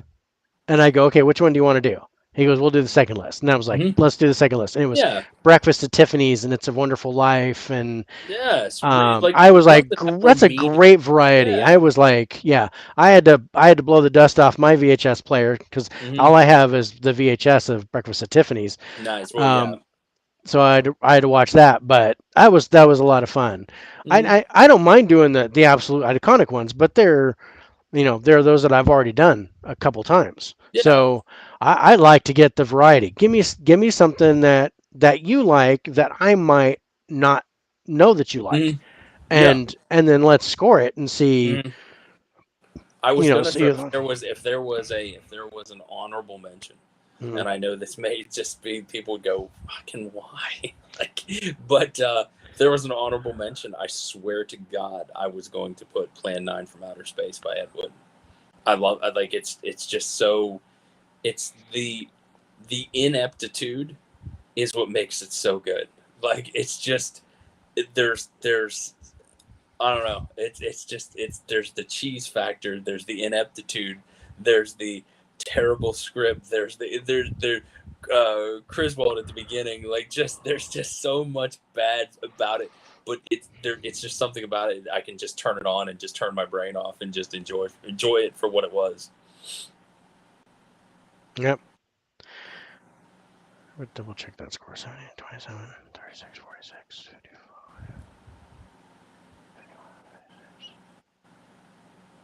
I hope I didn't run Yeah, over that's right. anyone else's time that I've ever Oh, no, Okay. actually, no. You have not beaten the record yet. We're Okay. right around 2 hours with Yeah. everybody. I think Okay. I went almost three with one with one guy. Hmm. Um, but no, it's totally fine. I'll Good. go however long we need to go to get all five movies out. Hey, I hear that. Especially when we come up when we're talking about something in common, like Hmm. our love for Princess Bride, and Sure. we Yeah. could talk about all kinds of stuff like that. No, this has been great. So my rankings, my number five was also Dawn of the Dead with the Hmm. same score of 74. Wow. My number four was Evil Dead with Okay. 76. My number three was American Psycho with 86. Hmm. I actually scored that a little higher than you. Sure. My number two was The Godfather with a 91, Oh, okay. and Princess Bride was my number one with a 96. There you go. Almost perfect. Almost perfect. Hmm. Like I said, it's one of those. It's almost perfect to me. Yes. Um, Well, that's why it's in my top five. I mean, yeah. that's No, obviously. that's absolutely. Um, so that's it for our show. Before we sign off, I've got your recap with my outro Sure. that's going to show at the end. Um, so before we go off, go ahead and you know shamelessly plug your Well, your. I don't have I know a. you do not have a YouTube Oh, yet. I'm waiting for yeah. your channel to open up, but Well, I know it's kind of hard to do because I mean mhm. I really I've been doing the Lowdown on Facebook for 10 years. Oh, see, there you go. You've been doing it for a long time. And then for Instagram, I've probably been going maybe 4 or 5 years Hmm. on Instagram. Hmm. Maybe not quite that long. No, I think maybe three. Yeah. So and everybody's like, oh, you got to get a YouTube channel. You got to do this, and I was like, okay. So end of January this year, I started my YouTube channel. So Oh, very nice. Very nice. um, Yeah, I dig it. I very much um, dig it. So much yeah. fun. So just I'm trying something different. I want to do Hmm. everybody. I do unboxings and reviews and stuff like everyone else does, but stuff like this Hi-5 Yeah. where I want to talk to other people in the community, collectors, movie Hmm. watchers, Oh, and absolutely. get their view on their five Mhm. favorite movies and how they would score them using this format. It's been really fun. Oh, I've been it's been a pleasure having you on, Adam. oh, And it's been an honor to be on here. I appreciate it very kindly. It's again my Instagram is bearded4eyesman. I actually again specialize and have been collecting DVDs since '99. I know that sounds like a long time ago, but definitely been doing that. me too. I started collecting rare and out of print stuff around. Good night, Dell. Thank you for joining us. Thanks, I Dell. started collecting rare and out of print stuff around '06, '07. Found out that there was like a gigantic market for it at the time, and there still is. If anybody out there is looking for a rare and out of print title, please hit me up if you have any questions about one. This stuff is circulating in my brain. Companies that are now defunct and other things like that that have been for years. That's the stuff I collect. Um, the snap cases, anything like that. Just super rare and out of print stuff. Again, that's what I definitely what I specialize in. Um, I think been on so many other a few other people's channels, and I've appreciated that so humbly being on there and just enjoying the community as well. I do collect some new stuff. Like I said, I got that American Psycho steel book. I got the new Dawn of the Dead from Second Sight. I couldn't pass that up, but it's mostly just again the older stuff because as like I try to tell people, they're not making that stuff anymore. No one is. Like Yeah. that's the whole thing. What's what I find so fascinating about it. Like to me, the old snapper cases and the old DVDs, they're much like first pressing vinyls. Hmm. Yes, they may have repressed them and they may be a little different, but they're not the first pressings. They're not Yeah. the nostalgia feature. They're not the whereas I always try to tell people, I think the artwork on some of those old snap cases is better than the 4K artwork that they put out now because back then they actually gave a crap, and it wasn't just all about the money. They wanted to show collectors, look at this, Yeah. it's neat. But I again just don't really have a channel to speak of, but I'm always down to talk movies with people, talk anything subject, movies, vinyl, anything. I have a huge vinyl collection too that I love chatting about music and music in movies and things like that. And that's a whole subject for a whole other video there because I could go on and on about that. That's for Yeah, sure. we might do that. We can have you back on for another high five and have you Oh, pick movie. your favorite soundtracks, your favorite. God, there's just so many. There's just so many. You Yeah, could go for days. And even yeah. I'm one of those people. I like scores of movies sometimes better than soundtracks. You Sometimes, know, yeah, yeah. the score to Gettysburg is one of my favorite scores of all time. Oh, yeah, that's beautiful. That This I could listen. the score to Glory always comes to mind Mhm. too. The I love that. the Um, score to Jurassic Park. I mean, just the oh score. yeah, that's That's amazing. it's score to Harry Potter. I mean, obviously this, just so. I mean, John Williams. You can't talk scores without talking John Williams, but it Yeah, is what it is. yeah. So, but no, thank you again so much for having me. I had a blast. It's Um, I love this kind of conversation because it even pulls things out of your own head that you weren't thinking maybe at the time until you get a question and you go, I never really thought about it like that, and you just kind of you very much dig it. good, Very good. I'm so glad. So Adam, stay on with me after the show. yeah, We'll chat just a little bit before we get off, but cool.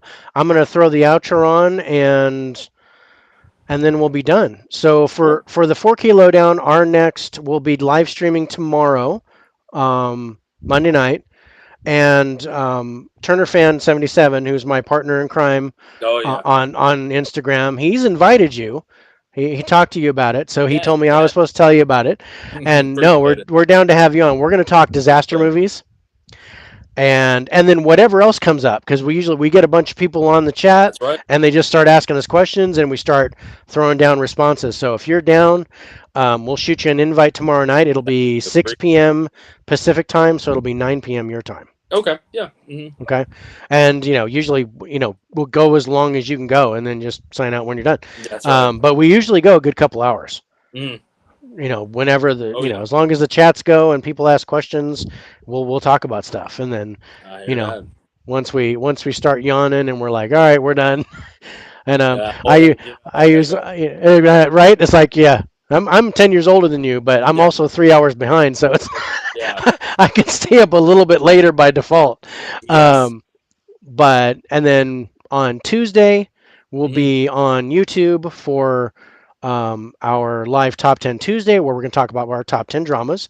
Okay. Um, and by the way, we were live on YouTube, Facebook, and Twitter today. So just Very cool. Very cool. so I was my second attempt at getting my Twitter feed on there. So that seems to be working okay.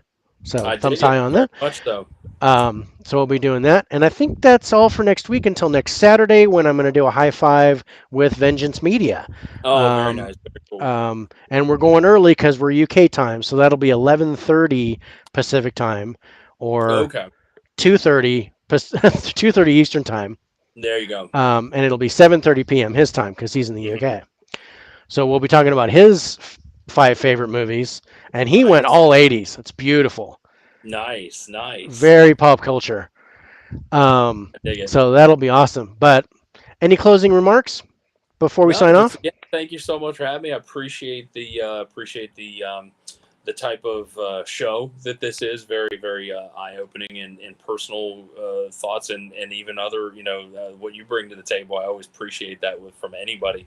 But no, thank you so much. And Awesome. anybody We wants gotta. to check out my Instagram page and also hit me up on. I was shamelessly plug my Amazon page too. I go by the name Archangel OOP, which of course stands for out of print. So Archangel OOP. I have about 1,300 pieces up on there for you to peruse and look at. And then on eBay, I go by Barak BARAK 98. Also selling stuff on there, and I always try to tell people go Barak. It's for Baraka. It's my favorite Mortal Kombat character of all There you time. go. I was like, it's Baraka. Yeah. That's what it stands for. So nothing else. But Right. so yeah, but yeah. So definitely check me out there, and if anybody ever has any questions, just hit me up. I'm happy to talk about Awesome. Awesome. All right. Yeah, I'll definitely hit it. you up if I have some out of print that I'm looking for because I am Sure. looking for that Dawn of the Dead. I'm gonna check Second Sight and see if I can find Oh it. yeah, yeah. And there's a. It's not well. I guess it's out of print, but the the Serenity 4K Steelbook I think I know what is you're talking about. Yes. Hmm. with the axe on the front. I'm Hmm. looking for that. Oh, there you go. Always keep my Um, posted. I always keep my eyeballs open for those. yeah. All right. Whether So yeah, if you see something like that, let me know. oh, of course, I'll of course. definitely be on board for that. All right. That's it for us. I'm David with the 4K Lowdown. That's Adam, the bearded 4eyesman.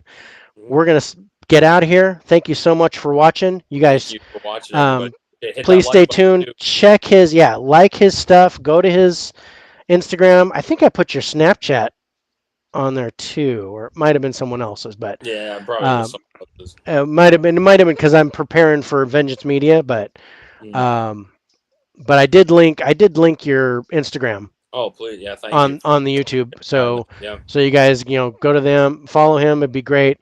Um, Adam, it's been a real pleasure, man. yeah, thank you. Can't say enough. I've Appreciate had it. a blast. I love talking movies with you, and I'd look forward to doing this again. If you're down for another 5 in the future, let's do this Absolutely, again. absolutely. Yeah, without All right, question. all right, all right, everybody. Take care. Have a good night. Have a good night, y'all.